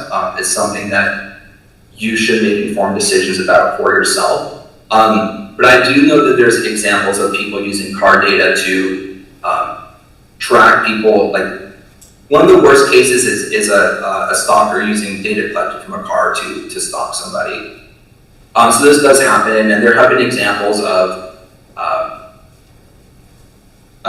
you know, this depends on what you think about the person affected in this case, but law enforcement or ICE doing what's called car tapping. I talked about this earlier, where they were listening in through like an onboard microphone about like a drug transaction and use that information against people. So it does come up that vehicles are used in these cases, or there's harms resulting from vehicles. This also depends on what you think about things politically, but ICE is known to buy vehicle data, and some of the largest data brokers that collect data from cars have contracts with them. Gotcha. So I guess this all leads to the question of, as you've said, it's hard to, in the free market, be a savvy consumer to get out of this problem, because as you said, there is no car company that's not pretty egregiously bad on this data collection. Is there anything someone who isn't a hardware hacker can do, somebody who literally knows how to go in and like disconnect these sensors in their car, is there anything like a relatively normal person can do to mitigate this data collection? Yeah, so I mean, it's difficult because Kevin, you and I were talking about this before, and my answer is, you know, really, if somebody wants to get your data, they're going to get it from somewhere. But I do think the nature of how cars work makes it a little bit easier for you to protect yourself compared to other products. For instance, like, you probably are only using one car on a regular basis, and it's a lot easier to talk to one company and opt out of data sharing than it is to opt out of every single company you might see it in or encounter on a day-to-day basis. So just the scale is a lot smaller. The other thing is, like, with the infotainment system, some cars do give you this option to opt out or to not consent to data collection when you enter the car. I personally saw that a bit in the Netherlands when I was there. It was not really the best consent because it didn't give you an option to like opt out of GDPR. It just said, hey, we're collecting your information. If you are driving this car, you are consenting to that. But you could put that onto a car and give the opt-out signal there, and then it'll just be opted out when you get into the vehicle. And like, with some cars that do give you more options to not transmit your data off the vehicle, to put more on, and so you can exercise those options by looking at like your car's website or the privacy hub, or if there's anything on that infotainment system that allows you to opt out. One of the cool things is, I think at least information is on the infotainment system. You don't really have to rely on somebody else to delete that. Maybe it's not deleted fully when you do this, but you can go into the infotainment system on many models now and select to delete that information. And so if you use a rental car or you drive somebody else's car, you can go into the media computer and choose to delete that. Is there, for the rental car scenario, is there any kind of equivalent to private browsing mode where I can straight up, it's a rental car, and I can just say, like, yeah, I want to use it, but please don't gather any of my data because this isn't my car? I don't know of anything like that for a car on the whole as private browsing mode. That's a great idea. I mentioned Andrea Amico before from Privacy for Cars, but he was working on this idea recently about developing a universal opt-out mechanism for cars and for IoT, and I thought this was a really cool idea, where essentially you just name your device anything you want to name it. And in this case, it was like, oh, money opt-out, and it was like, meant like, I opt out of selling. But it was a cool idea where if you connected to a network or somebody saw the name of your device or your car, they would know that you've opted out. And I think that would sort of be the equivalent of a private browsing mode, though I haven't, though that hasn't been implemented and I haven't seen any other way to do it. And I guess I would ask you, as you said, you do raise the good point that at least until the car company sells your data to a data broker, you're right, you're just dealing with one company with your car. Can you, I know it varies from car maker to car maker, but could you walk us through maybe like, let's say I purchase a new modern car and I want to opt out of as much data collection as that car maker will allow me to do. What's the rough procedure for doing so look like? Are there options in the car? Do I actually have to call a phone number at the company that made my car? Do I have to negotiate it with my dealership? What does that look like? It does depend on the different situation or the model and company. It's not really something you would be talking about with your dealer. Though that is like deletion is often something you might be talking about with the dealer if you're selling it to a dealer or if you're buying from somebody like that. And unfortunately, there's a lot of research that shows that dealerships just don't understand the data that cars are collecting, and they're often not able to help with those questions if somebody does ask them. But there is work being done to create more education around that and to create manuals that go into actual dealerships that people can look at to get information about their car. Yes, some cars, especially newer ones, will have opt-out options on the infotainment system. I mentioned in the Netherlands where there's GDPR, there was a notice when I entered the vehicle that told me it was going to be collecting my speed and really everything was going to be collecting, that there wasn't opt-out there. But there are some, I have seen it on other cars where there are opt-out options on the infotainment system when you enter them, that you can click and opt out. I'd like to say there too, one of the more ridiculous notice policies that I've seen in cars is that one tries to get the owner of the car to notify passengers when they enter that data will be collected about them, and that just seems in really bad faith to me that you're trying to have like a driver tell every passenger who enters the car, hey, they're going to collect data about you. Don't get in the car if you don't want to have this data collected, or go try to opt out later. It would have been fun to be at a lawyer meeting where they thought that was going to work. Yeah, that's a terrible idea. But mostly opting out is very similar to what you would do with any other company, and that can be burdensome in some cases, where you have to usually go on a website or send an email to the privacy office and go through a whole process of opting out. Obviously, there are companies now that will send those opt-out requests for you, though those aren't always honored if they can't prove the identity of the person who's making the request and that there's actually authorization to make it. So sorry if you were saying something, but really the process is very similar. It's just in this case, there oftentimes is a convenience screen that can provide notice of the opportunity to opt out, though that's not yet the norm. It's happening more often. And so yeah, I think this is a decent segue given that you talked already about the hilarity of trying to read a privacy consent policy to every passenger in your car. But I know one thing that we often get when we raise issues of being upset that we're being non-consensually surveilled in certain domains. Often some of the pushback we'll get is like, well, you don't have to do that. And so I'm going to take like that logical train of thought because I know some people really hardcore privacy people even object to like say surveillance on say public transport, but then those people will be told, well one it's public, you don't have a right to privacy, but also well drive a private car if you have a problem with that. And then, of course, now modern cars are surveilling you. And I'm sure somebody, if I push back on this, at least one defender would say, well, and actually, no, I know this is true because I did have somebody say this to me one time, driving a car is a privilege, not a right. So, all right, let's say I take this train of logic as far as I can. We're like, I'm not going to take public transit. I'm not going to drive. I'm going to walk everywhere. But you said these cars have sensors everywhere, including on the outside of them. Like, if I'm anywhere near cars, even as a pedestrian, I'm getting swept up in this dragnet, aren't I?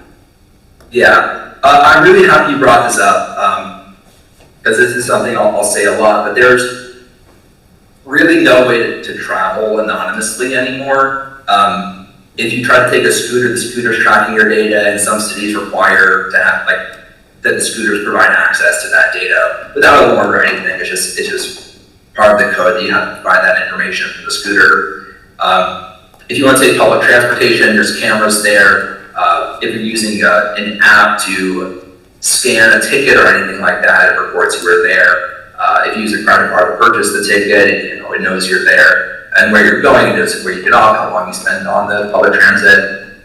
And if you take a car, there's also all this data being collected about you. And if the government wanted to, they could get it without a warrant as well. Traffic cams, automated license plate readers. Yeah, that's right. And one of the really interesting things about a car, like you said, Kevin, it's a private space. Like, there's a lot of argument about the Fourth Amendment and where it applies, where do you need a warrant, and where do you have an expectation of privacy, and where don't you. But it is like settled that you have an expectation of privacy legally in your car. And, you know, I don't think this is correct, but it's a lesser expectation than you have in a home, but it's still there. It's still your private property. And if the government wants to come collect information about it, they need to have approval to do that.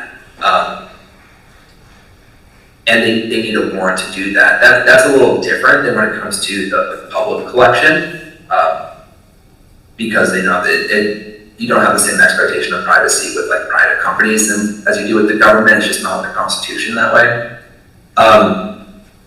But you're so right. Like you can't walk anywhere either because one, there's the external cameras on cars that will be capturing. Even if I leave my phone at home, you know, like let's assume I'm getting hardcore about I'm going to go somewhere anonymously. But there's a whole ecosystem of products out there that are collecting your data and watching where you're going and sharing it and making it available for anybody who wants to get it. If you're walking, you're going to walk probably past houses that have doorbell cameras there. You're going to be walking past the traffic cameras that are collecting your information. You're going to be walking past all kinds of security cameras where if they wanted to, they could apply computer programs to it and identify who you are and track you throughout a city wherever you're going. So really, like, you don't have a way to, if you want to get on an airplane, they collect a lot of information about you and keep tabs on where you're going, if you're there at the right time and things like that. So there's really no way to travel anonymously anymore, and that includes in a space that is legally recognized as being private and like being your property. If it's something you own, or even if you're invited in as a guest, you have some privacy interest in being there. But when it comes to getting data collected from it, it just goes out the window currently. So yeah, it would, I think, be correct to summarize that for anybody who's arguing that, you know, that these are activities you consent to and just don't do them if you care about your privacy. Well, whether I do them or not, I don't have any privacy, and so I think, you know, it's fair to say that this idea that somehow this is something an individual can solve, that this problem is something that through your own choices, if you care about this, you can prevent your data being shared everywhere, is impossible. It literally is impossible. And so I think that ties into, and I think you'd agree with me, but let's go here, like, you know, it seems like, okay, so this is not an individual problem, a consumer choice problem, a what do you care about as far as your rights problem. It's a collective action problem. And so that leads into, do you see an eventual legislative solution to this problem? I think we are getting there more and more so. I think we could do it, though I am skeptical we'll ever really get there. You know, in Texas now we have the Texas Data Privacy Act. We have laws in California that are making it easier to delete your data and to opt out. We saw the Delete Act there, which creates a registry of data brokers, and with one click you can opt out of all of them instead of needing to do it like individually. And I think that's a huge win, because that's the most difficult thing for an individual to do, is to keep track of everybody with their data. And that's not solving it, that's just one segment of the data sprawl that exists, but it's at least something. So I do think we are getting there, and we're making more progress when it comes to these things. Obviously that companies will always argue in ways to get around data privacy laws. I think we forget a lot of the time that most of these state privacy laws have data minimization requirements. It's not just as simple as if they're not opting out, you can collect it and share it. You are only supposed to be collecting the data you need to perform the service. I think that's forgotten a lot of the time. And I think that's especially true with cars, because they are collecting much more data than the minimum amount they need to provide safety features or make the car function. But I think that the laws are going in the right direction. I would change them to make them all opt-in. There's a movement even among advocates now to away from opt-in. Right, it's called universal opt-out. I had people when I was testifying on HB for the Texas Data Privacy Omnibus. There were people there who, we mostly agreed on the problems, but yeah, some people were like, it should only be opt-in. Other people were giving the argument instead for universal opt-out. I hear the arguments on both sides. Where do you just stand on the opt-in versus universal opt-out debate? I prefer opt-out. So there's the universal opt-out mechanisms, right? But then there's also this different idea that just don't collect the information in the first place. That's opt-out or opt-in. It's data minimization. Don't collect the information. You can't do anything with it unless it's strictly necessary. And I think what I was just talking about is that it's ignored. People just argue that it's necessary. And there's nothing concrete there to set anything in motion, compliance-wise, or forcing anybody to take any action based on that. It's just you're not supposed to be doing it.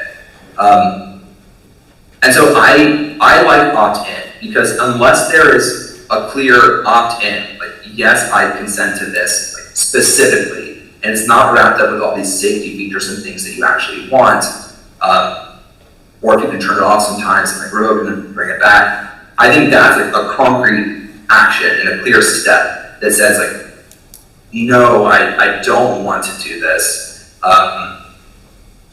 And sometimes you do want to opt in and you do want sharing, and that lets you do that when it is the case. So I prefer opt in, and I think cars are a great example of why, because they are just ignoring the data minimization rules that are in place that they've either adopted voluntarily or are in these state laws that are just ignored. Well, I guess I'll just present to you what somebody I met from Consumer Reports, who was actually arguing for universal opt-out, and so I'll give you what I thought he presented the strongest argument for the case. So I'm curious what your thoughts on it are. He basically said, with opt-in, we get a situation like the GDPR where I get spammed, accept, reject on every website I go to. Universal opt-out, I get asked once, say no, I never want it, and every service has to respect it. I'm never nagged again. Yeah, yes, the universal opt-out is, that's a great idea, and they shouldn't spam me to do that. But I have opt-out, anywhere I can do it, I have an opt-out signal on, and I still get spammed for consent, right? So I just don't think it's effective, really. And then what does it matter if my browser's broadcasting that if no server is actually receiving that signal? And then when you get to things like IoT, those universal opt-out mechanisms are just not going to work in that context, right? If you have your browser set to something, your car is not necessarily going to recognize that. Any other device is not going to recognize that. If you encounter some IoT in the world is collecting information about you, it's not going to know your browser preferences or your marked. So there's going to be a lot of situations where there's data collected where the opt-out is not being recognized, and there's other ways to do universal opt-out, like the one where you name your car, like I want to opt out, and then that's recognized. But those have only been proposed in very limited cases so far, and the regulators who are adopting the universal opt-out rules haven't recognized those as like valid opt-out signals yet. They really only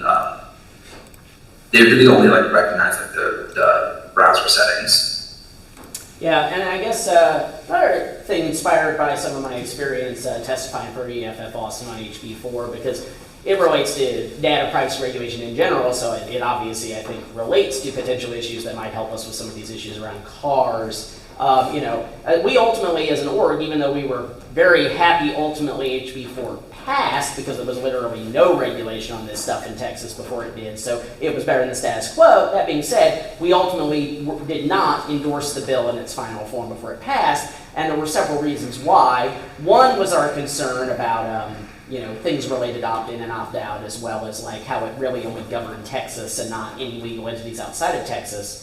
But the other places where we were very concerned, I'd be curious your thoughts about if these indeed you agree are key in legislative reform, is one, while it did establish that anybody who had collected your data that you have in Texas, you have a right to go, and as I said, they primarily have to do business in Texas. That was one of the loopholes we didn't like. If they primarily did business elsewhere, they didn't have to agree to this. But basically, while it established a right that I could go to a company who's collected data on me and say, please delete all the data you have on me, problem is, if they'd already sold that data to a third party, I didn't then have any easy mechanism to track down all the third parties they'd sold it to and prevent my data from proliferating on out into the blue. So do you see that legislatively we need to have mechanisms where when I ask a company to delete my data, that it goes all the way to wherever it's spread network-wise, that I shouldn't have to hunt down every data broker that the direct offender gave my data to. And then the other thing that I thought was deficient in the HB4 was that there wasn't really any strict enforcement mechanism for companies that violate the law. It entirely depended on the AG bringing lawsuits. Do you agree that a private right of action of an ordinary citizen can directly sue the company who has violated the law is necessary for effective enforcement?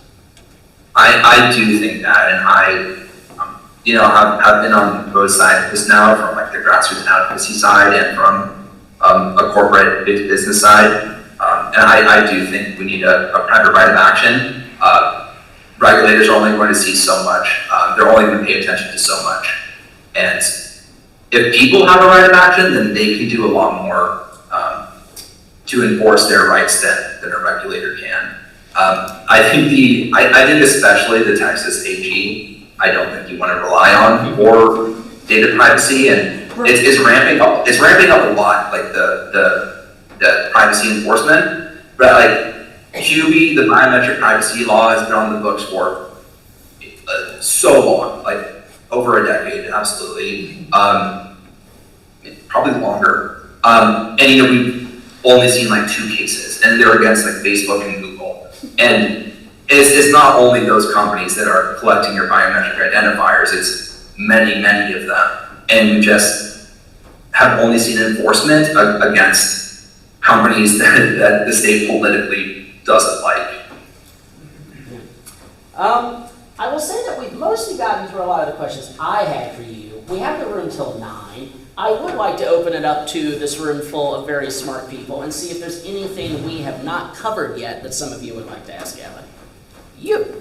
I'm just curious what the pushback you've received from car manufacturers, and if they've received any kind of pushback on the dealership level. Did you hear that, Evan, or do I need to repeat it? Yeah, pushback from manufacturers and on the dealership level. I haven't gotten that much pushback personally. I found that researching if I would reach out to car companies they did not want to cooperate and provide information, so we had to find some more creative ways to do it. Like tech companies are a lot more transparent than car companies are. They'll let you know how many law enforcement requests they receive and for what data in certain cases. And so we had to look to Lyft and Uber because we could actually find numbers about, specifically law enforcement requests for information. And it was a massive amount of warrants for location information being served to them. So really what I encountered was a lack of transparency from car companies. After releasing that report, I noticed much more action in this space. It wasn't just advocacy orgs that were doing it. A lot of the times it was car companies who started thinking about privacy a bit more. I saw a lot more hiring when it came to car companies.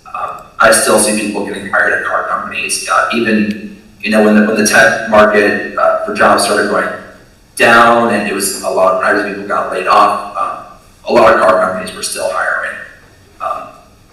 So I saw action there afterward, and specifically at dealerships, Privacy for Cars launched their vehicle privacy report tool, and that's available with dealerships, and they will purchase services from Privacy for Cars. So I have not encountered any specific pushback from car companies. It's just, like many industries, it's hard to get the information. More questions in the back, and then you'll be next. Yeah. You brought up the word enforcement early on. Kevin did, at least. With respect to data and data privacy, it's so difficult to know where data go, who has use of them, who is in fact using them for what. Have you seen any good model of enforcement language in some of the privacy laws or ordinances that you might have been scrutinizing? Did you hear that, Evan? I know that was from the back of the room. I heard a little bit, but I would love if you could. Basically, the question, if I could summarize it, and sure, you can tell me if I'm mis-summarizing it, is in the laws, the enforcement language in laws around this space, have you seen good models you've thought of effective enforcement language? We were talking a bit about private right to action being necessary, but is anybody... Because it's so hard to know unless there's an audit. I think it's hard to know unless there's an audit. So it's what language is actually allowing us to know and letting us address the problem? I mean, I think you're right, and one of the reasons I got out of policy and went into more operations and in-house is because the policy is only as good as it's implemented. So you can come up with all the goals you want in legislation, but unless it's put into practice, then it's no good. I mean, most laws will have something. I think you mentioned the spread of data and how much is it shared. And most will have something in there that when it's shared, it can only be used for the original purposes, things like that, and that gets worked into contracts on a regular basis. Though it doesn't really stop the spread too much of information as far as the data sprawl goes. I think that I think it was Washington and Massachusetts had this interesting idea that was proposed in some of their bills, where when you at the initial point when you consent to processing or sharing your information, they have to give you a list of everything that they're going to use that for and everybody they're going to share it with. And it can be a list of dozens of different service providers and companies that end up being there. And that would create very long initial privacy notices. But if you really want to limit sharing or processing, I think that's the way you need to go, because it's specific consent for a specific thing, and you need it to be written and agreed to. And if you want to do something else, you need to get that specific written consent again. On the audit side, it still requires audits and transparency and I think what California did can be a good idea in setting up an independent new agency to look at privacy, because like the AG and other organizations only have so many resources and so much time to put to it, and I think the more resources and time, the better. I guess before I go to the next audience question, I had a couple sort of what I thought might be good follow-up questions based on the audience questions, which is, well, so one, I agree an upfront disclosure of everybody we're going to share it with and why seems important, but I guess my natural concerns I have there is, how does it, one, not just turn into a really long, quick wrap legalese that the average person doesn't even fully understand, so they just say sure, and also, but if I say no, I don't want to share that, if there isn't a law saying I can opt out, well, then I'm not allowed to buy the car. And then, and then I guess the other thing, this is kind of an unrelated question, but do you think that the car companies, is a lot of this just coming from a place of ignorance, such that if technologists and lawyers like us who care about this went and worked for the car companies, they'd actually listen to us and do better? Or would the money side say we're getting too much money from selling this data, we're not going to do that? I mean, I can only speculate about what the car companies want to do. But I think you make really good points, Kevin, in the first parts of that question. And I think like those like inventories of consents would really make a lot of things horribly difficult to use if you had to look through all, like using GDPR, like consent banners are annoying. Imagine if you had to agree to every single thing, not just on the internet, but when you like bought a shirt from a retail store. It would be like, it would create so much friction to do that. And so I think it's great from a privacy perspective, but there's other things you want to consider there. What was the second part? I wanted to mention... Can we reform car companies if people like us who care go and work for them? Or will the money side of the business shut us down? I also recall that you said, like, even if you don't want to buy a car because it's collecting all of this data, and you don't want to consent, like, okay, well, you can't buy the car. I think that's one of the problems I have with GOB, which is Texas's biometric privacy law. I've been in that situation before where technically they provided notice and I consent to doing it, but there's really no option of anything else to do except not get that product. And what I was thinking of specifically is I'll name. This is an apartment company called Nightbest, which owns a bunch of like apartments in Austin, where now in Fort Worth, and everywhere in Texas. And they use facial recognition for some reason to check your ID. And I think it's just like completely not necessary. But they only provide you that notice of like biometric capture after you've done the application and like submitted a deposit, paid the application, and it's just like, are you really going to go through all of that trouble again because you don't want to submit to facial recognition for ID verification? So it is like important to design those like enforcement mechanisms to require a notice before investment and to provide other options if you don't want to consent.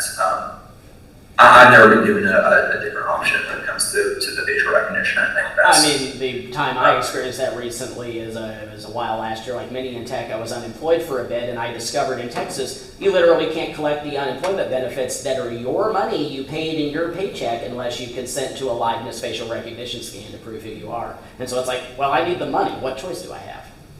That's ridiculous. And you see, like, this is one area where there's been a lot of harm from this, from like stimulus during COVID and things like that. A lot of state governments wanted to implement like more rigorous ID verification for things like tax returns and benefits, and you saw huge error rates when it came to those like ID verification systems for people who needed benefits to pay their rent and to survive. Going back to cars, I do think that some of this was just that cars weren't thinking about it. They thought, oh, privacy or like data governance, that's a tech thing. We don't need to think about that yet. And the whole like ecosystem started evolving. around that. And I think they eventually recognized that this was also something that car companies and telematics companies, because like I said, it's not just manufacturers, it's like Sirius XM and anything in your car. They realize it's also their problem. And they are going to, continue selling data and continue collecting data because there is economic benefit there for them in designing new cars with different features and having that secondary benefit of selling the data as well. So I think there are people going there and into car companies, and I know some people who have gone on to work in car companies in like privacy offices who are well-meaning, and I think they're going to make progress there in changing things. But there's also that economic benefit, and I don't think it will ever be completely removed voluntarily, and that's where the new legislation comes in with more rigorous enforcement. Right. I think you were next. Yeah, so initially my question was, I think, an offshoot of yours regarding the pushback from car companies. But another question I had, which is still related to that, is how difficult do you think that it would be in terms of meaningful change from the consumer perspective in this area, considering that newer cars, it's an easy way to kind of Trojan horse, right? Like, we mentioned the clip wrap, we've mentioned, the thought of, in a dealership, what are things you need to consent to, and like bundling features. So the clearest example I can think of is, like a drive score feature, and that most people would know, at least in this area, right, is that information is sent to like insurance companies once you opt in for the drive score feature, that the consumer, the end user, would think, okay, this is for me to see how I'm driving my own way, like gamify, whatever, not understanding that that data is being sent to data brokers, where insurance companies, and it'll affect your rates. And then and right now I feel like I'm rambling, but I promise. It's good thoughts, so keep going. So to that end, I wonder how difficult it would be from the consumer's perspective, considering, right, that there is that consent necessary at the start of the purchase, of the rental, of the lease, and then also most people want cars with with features, and those features will be bundled in, right, to, hey, you need to consent for VW's XYZ thing, or you pay extra money for this next thing, and then it's buried in. Do you think that this is an area for car companies to then basically get the upper hand, where that can tie into the terms of use, which would not allow you to opt out, because if you opt out, then you can't take advantage of the main functionality, which would be a big reason why people want a newer car. Mm-hmm. Yeah, you're completely right. Yes, and that's what we see, right? There's one consent for everything. You can't choose, I want this safety feature and I want this feature that like recommend music on Pandora, but I don't want it shared with insurance companies. I mean, like, not every car company. Or like, I might want a smart feature that'll work with me that my eyes have gotten off the road, but not if that's going to be shared with my insurance company. Exactly, and it's or like maybe I want it to processed on the vehicle, but not if it's sent off. And I think that's where you have to like unwrap those consents a little bit more, and that's where you add the more friction, like I was talking about with like the Massachusetts proposal. But I think really that's the best way to do it, is to unwrap those consents. And maybe you can scroll through something on your screen and check, yes, I want these ones and not these ones. But you're completely right that it is like it is like a Trojan horse of, yeah, I want these features, and these are actually really important because they make my airbags work and they make my power steering work, so I'm not going to run into anything, but I don't want it shared with anybody.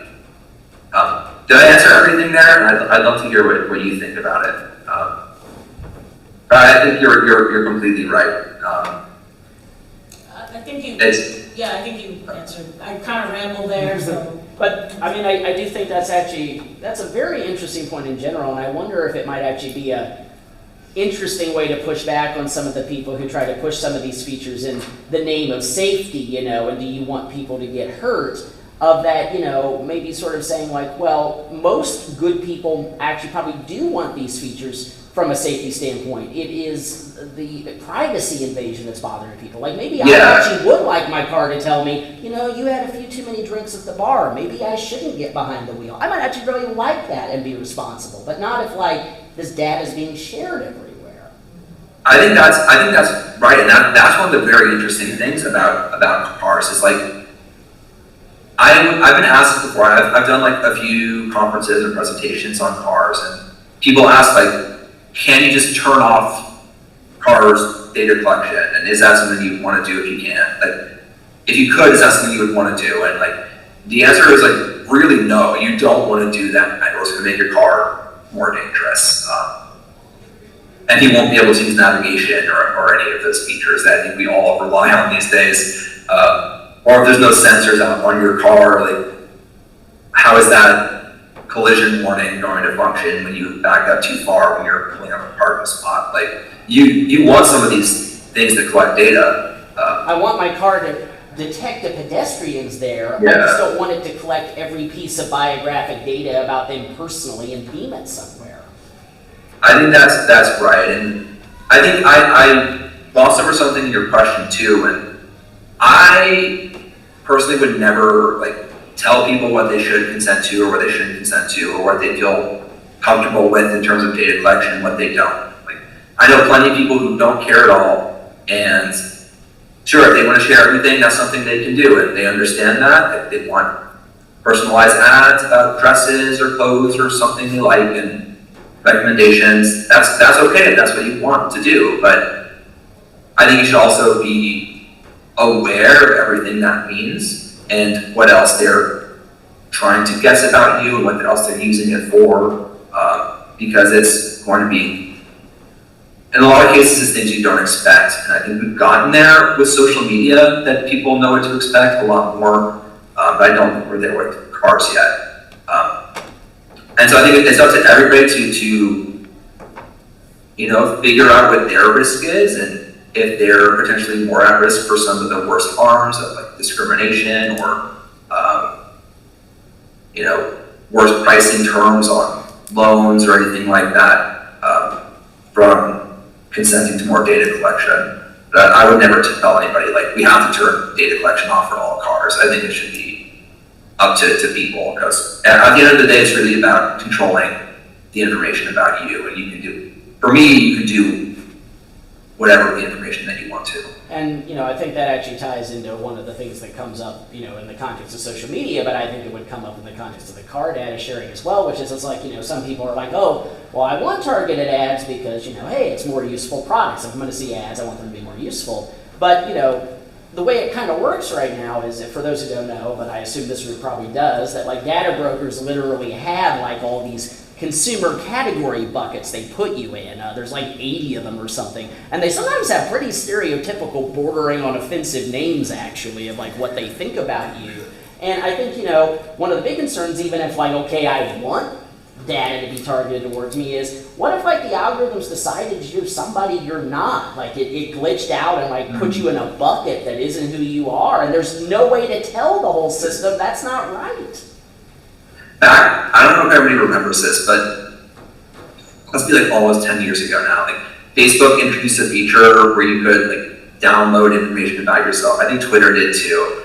And what these social medias and companies like thought about me just was completely inaccurate in terms of my interests or anything like that. And I was like, they're like taking one thing I looked at one time and assuming that's my whole identity. I don't know why they're doing that.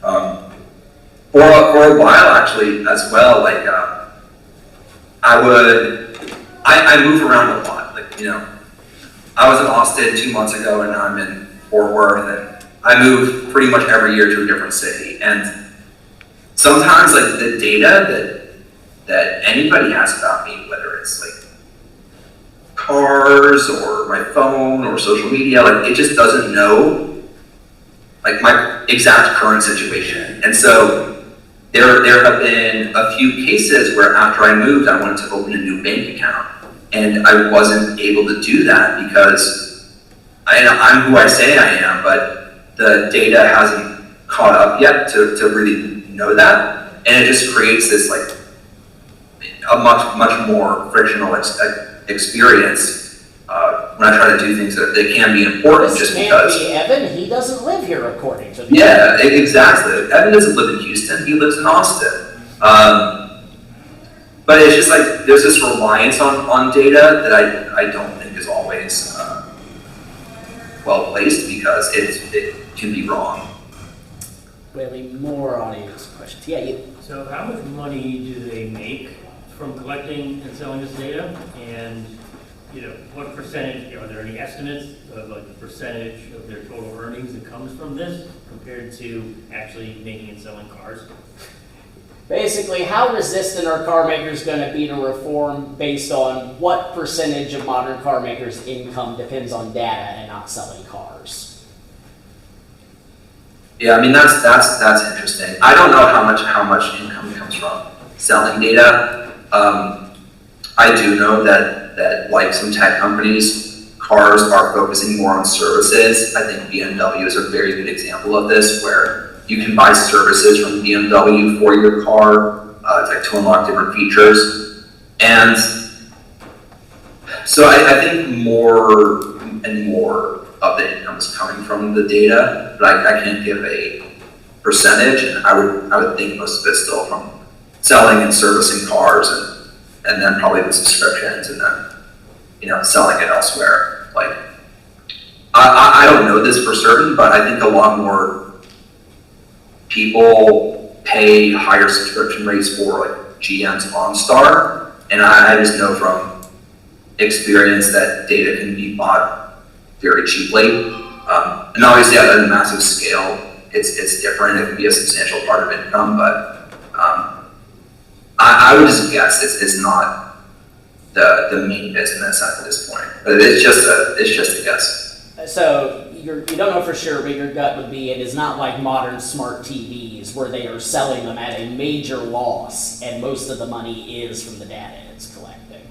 Yeah, because they're not like themselves selling ads to display on your infotainment system or your displays or anything like that. They are, you know, have this other income stream that comes from it, and it's a lot of services connected to the vehicles, like security services and things like that, or like fleet tracking and fleet management.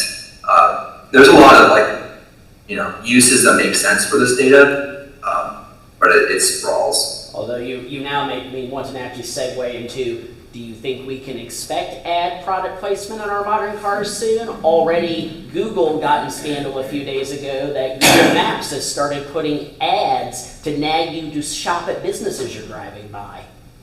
They've been doing that for a long time. Well, apparently it's finally broken through to mass consciousness, and now everybody knows about it.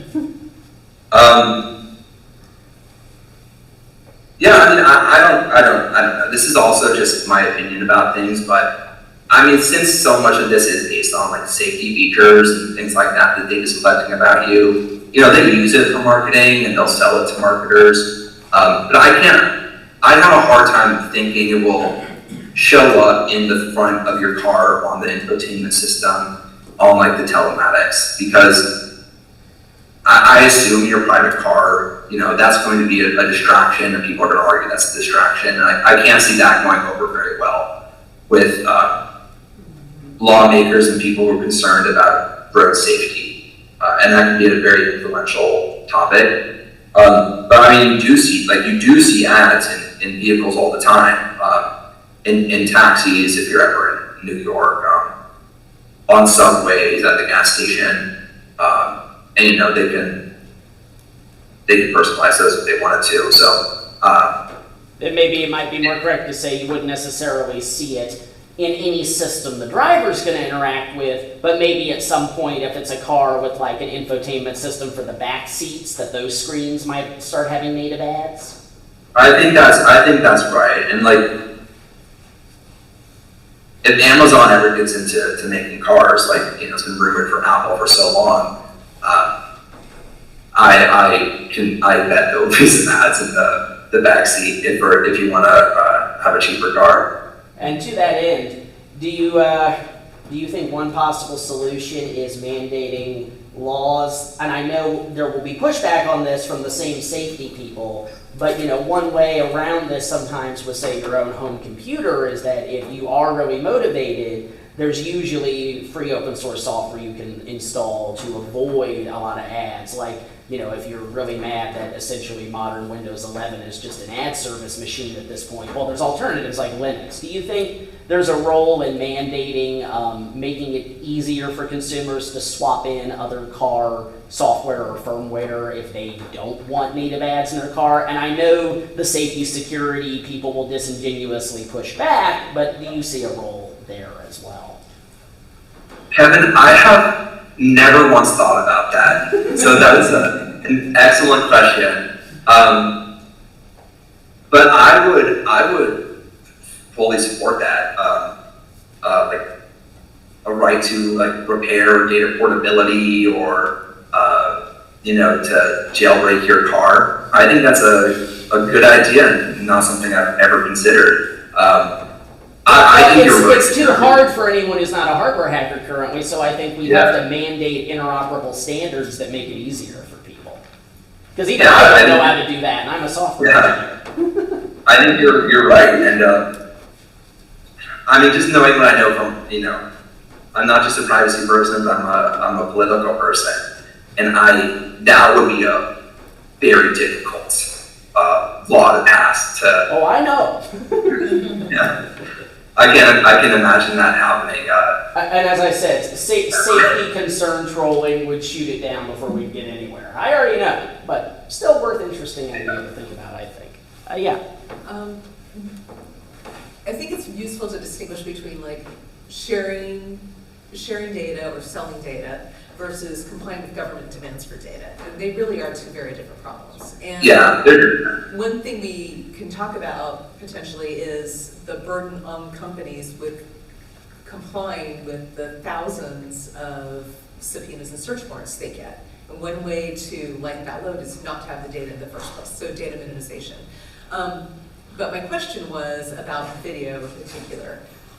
In-car video or the externally facing, what could be surveillance video. I have been under the impression, this is a new subject for me, that outward-facing video is not biometric. It wasn't really filming people, but just recognizing there's a body there, don't hit that body. That may not be true. I think that's roughly for now correct, that it's mostly things like radar and LiDAR and just, but with machine learning algorithms, it can still figure out a lot just from that. And you know, subject to change for sure, but what really matters is that data stored so that it can be produced later. And data storage and then moving it around is so expensive and burdensome. For example, a doorbell surveillance, the data's not there unless the customer pays for storage. What's the story with the cars? I think, do we maybe have a silver lining that saving all this data is really expensive and so they will naturally minimize? Well, maybe not naturally, but you know, yeah. I mean, I think that's right. It is expensive to store this data. And it's not something I've seen much across any industry really, where they are taking that extremely seriously and really deleting data. And maybe I just haven't seen that. I still tend to see more data being collected. But you're very right to say it's expensive, and I think that, you know, in our consciousness, and some people from IAPB have written great articles on this that you'll see on the website occasionally, like the case for deleting data for going green or for like ESG and for just cost savings. I mean, the cars are still collecting a lot of data, and they are storing it, and they are sharing it with people who are interested in using it for personalization. They do have it, and they're storing it. And you're right about the, you're completely right about the images too. A lot of it is not like actual like biometric data or pictures at this point. Some cars do have pictures, and those are more snippets than they are like constant recordings being sent off the car. But more of it is like sensors than it is like video recordings. I'm sorry, you were going to say something. I can't remember what it was. It was something along the lines, but what I think gives people like that's creepy factor is like it is the car driving down the street recording me and then saving that recording, and then kind of police. Right, and, it ties to what I was saying about earlier. Even being a pedestrian, it doesn't get me out of this, But maybe that's not actually happening. I tend to doubt it is happening with cars right now, just because I do know so many surveillance. I want to say I do anecdotally remember some story about a Tesla did somehow capture really sensitive data of a pedestrian, but I can't remember the details off the top of my head. Yeah, there's like sensitive photos that Tesla cameras have caught. Yeah. Capturing pictures of people in their garage. And I guess I just will say, half-dressed and things, and I guess I just will say, sidebar to your point about, one thing I always am trying to get our city council to understand is the only safe data is the data they don't collect. And to that end, and I'm sure you know this, yes, it's an enormous defense against silly government subpoenas, because like Signal messaging app, when they've been subpoenaed, they get to literally say, not only do we have no data, but even if we did, we don't have any access to it. We literally have nothing to give you. And at least so far, law enforcement's never been able to get lawmakers to pass a law mandating that you must collect this or you're not allowed to be a company, And so it's like, yes, you have to comply if the data's there. We never collected the data. Or rolled off and you don't store it. Right. Let's see, we are running close to out of time. Maybe time for one or two more questions if they're short. Yeah.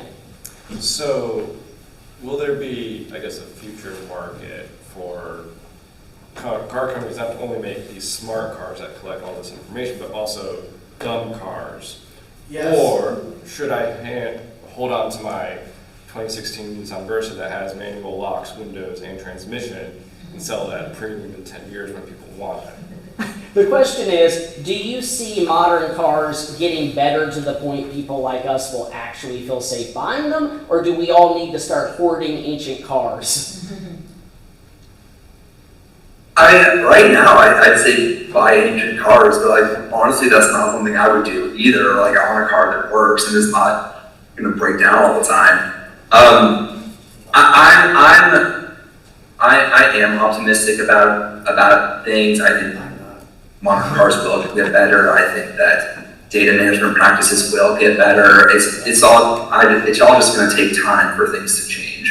Because it can be difficult for things to change, but I don't think it will. I would buy a car. Well, I think the last. I would be happy about it. I think the last question I'm about to forward, you may be more on the pessimism side. Yeah, what's your question? Actually, I've got a podcast. I'd love to get Evan on my podcast. So I can get you in touch if you give me your contact information. I'd be happy to. Yeah, this is a very fascinating topic. It's definitely I used to host a podcast. And I'm with him too. Though I'd like to, I had a Toyota Echo that eventually wouldn't pass inspection at 290,000. Had manual windows. Didn't have any of this crap that I didn't. I really think there is kind of a conspiracy to make driving cars undesirable. I don't think they want people driving cars. Some people I would agree with that. I don't know. I think it's just. People like to feel in control, and having lots of data makes people feel in control, whether or not it's wise or smart. You made me realize something about myself, that like, I didn't own a car for probably like 6 years, and maybe that's why I got so interested in this topic. I was like, yeah, I'm not going to get a car. It's horrible. But now you're in Texas. And yet, of course, as I alluded to earlier, you're on public transit. You're not exactly private there either. So, yeah. But anyway, I think we probably need. Also, I was in Delaware. Oh, yeah. I could pay cash in a toll booth. Fight for your right to pay cash tolls. Yeah. I definitely am for anonymous money, no doubt. I think we need to call. Kevin, I have a question for you. Yeah. Is it Staj? Is that his name? Who's usually taking the opposite side of you? Oh, Stas, yes. Stas is a very accomplished network engineer. I think he maybe works for Cisco here in town. Yeah, he semi-regularly comes to our meetups. And yes, I love the guy. He's from Ukraine originally. He's a total character. And, I like to actually think we're a space where this is not a cult and you actually have free speech. You can disagree with me. Stas almost always vehemently disagrees with me on almost any privacy topic. And he gives... admittedly, he's a really smart guy, so I'm often happy when he's here because I actually can have an intelligent debate about it, But yeah, no, he's not here tonight, unfortunately, so you did not hear his narrative, which would already, I know, involve something of like, it's not even that I disagree with you, you're just fighting a losing battle, there's nothing to do about it. I was looking forward to getting grilled by him. Well, he still owes me a talk about his crazy adventures building network cables all over the world. He and I were having drinks and he was telling me about essentially discovering he was being asked to put in fiber in Mexico for the cartels. So he's full of stories. Crazy guy. But anyway, I think we need to call it here. I want to first give Evan a huge round of applause for a wonderful presentation. And I also want to thank everyone who came from IAPP. I really appreciate all your questions. I really appreciate you coming to get to know us. If you don't have to run off yet, I encourage you to come over to the Omni Bar, get a drink, chat, learn a little more about us. One of our other board members is here, sitting back there, so you have 2 board members you can chat with, learn a little more about us. And as I said, these are second Tuesday of every month. I hope, even when we're not co-presenting with IAPP, that the topics interested you enough. We'll see some of you back at some point in the future. And if some of you would like to give a talk at some point, I always need speakers, and privacy professionals are in our wheelhouse. So thank you all for coming, and I hope we'll see you around again. And I look forward to attending future IAPP meetings. Thank you all for being here. And thank you, Evan. See you around. I'll be chatting soon. I parked on the street. Oh, and did anybody park in the garage and need a parking voucher? Cars are free after 6 o'clock. All right, parking vouchers. The one catch is if you do have a drink on the street, they may be out before 10 or they may not work. I've gotten conflicting info about when they stop. My bid test just said sometimes got down as late as 10:30, but I hope you have promised 10. I want one of those.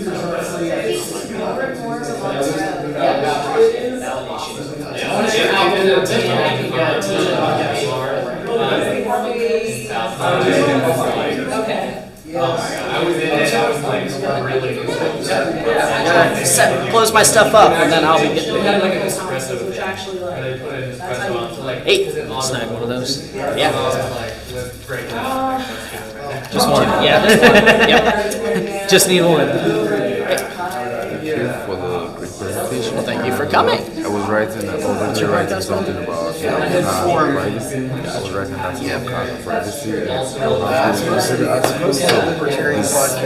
I gather. I do occasionally. That's awesome. Well, if you want to send that along at some point when it's done, welch@efaustin.org or info@efaustin.org. You can find it on our website. So let's start to that. Okay, there we go. Say what? Sorry, could you guys continue your conversation? Electronic Frontier Alliance. EFF Austin's a member. Okay, awesome. Thank you so much. What laptop is that? This is a framework laptop. Okay, yeah, here's my info. I'd love to. Oh, yeah. I'd love to have him talk about this. And since he's already given the talk, it'll be easy. Want to do any work for it? Hey, sure thing. I don't know if you'd be interested. I could come on and talk about free speech alternatives to YouTube, although I don't know if it'd be that detailed. Sure.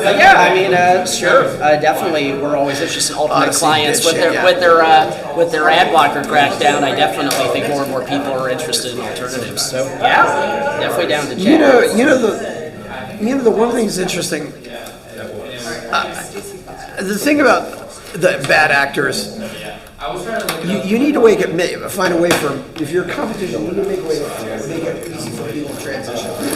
I would very likely quit Facebook if there was a way to get all of my messages off of Facebook and into something else. Have you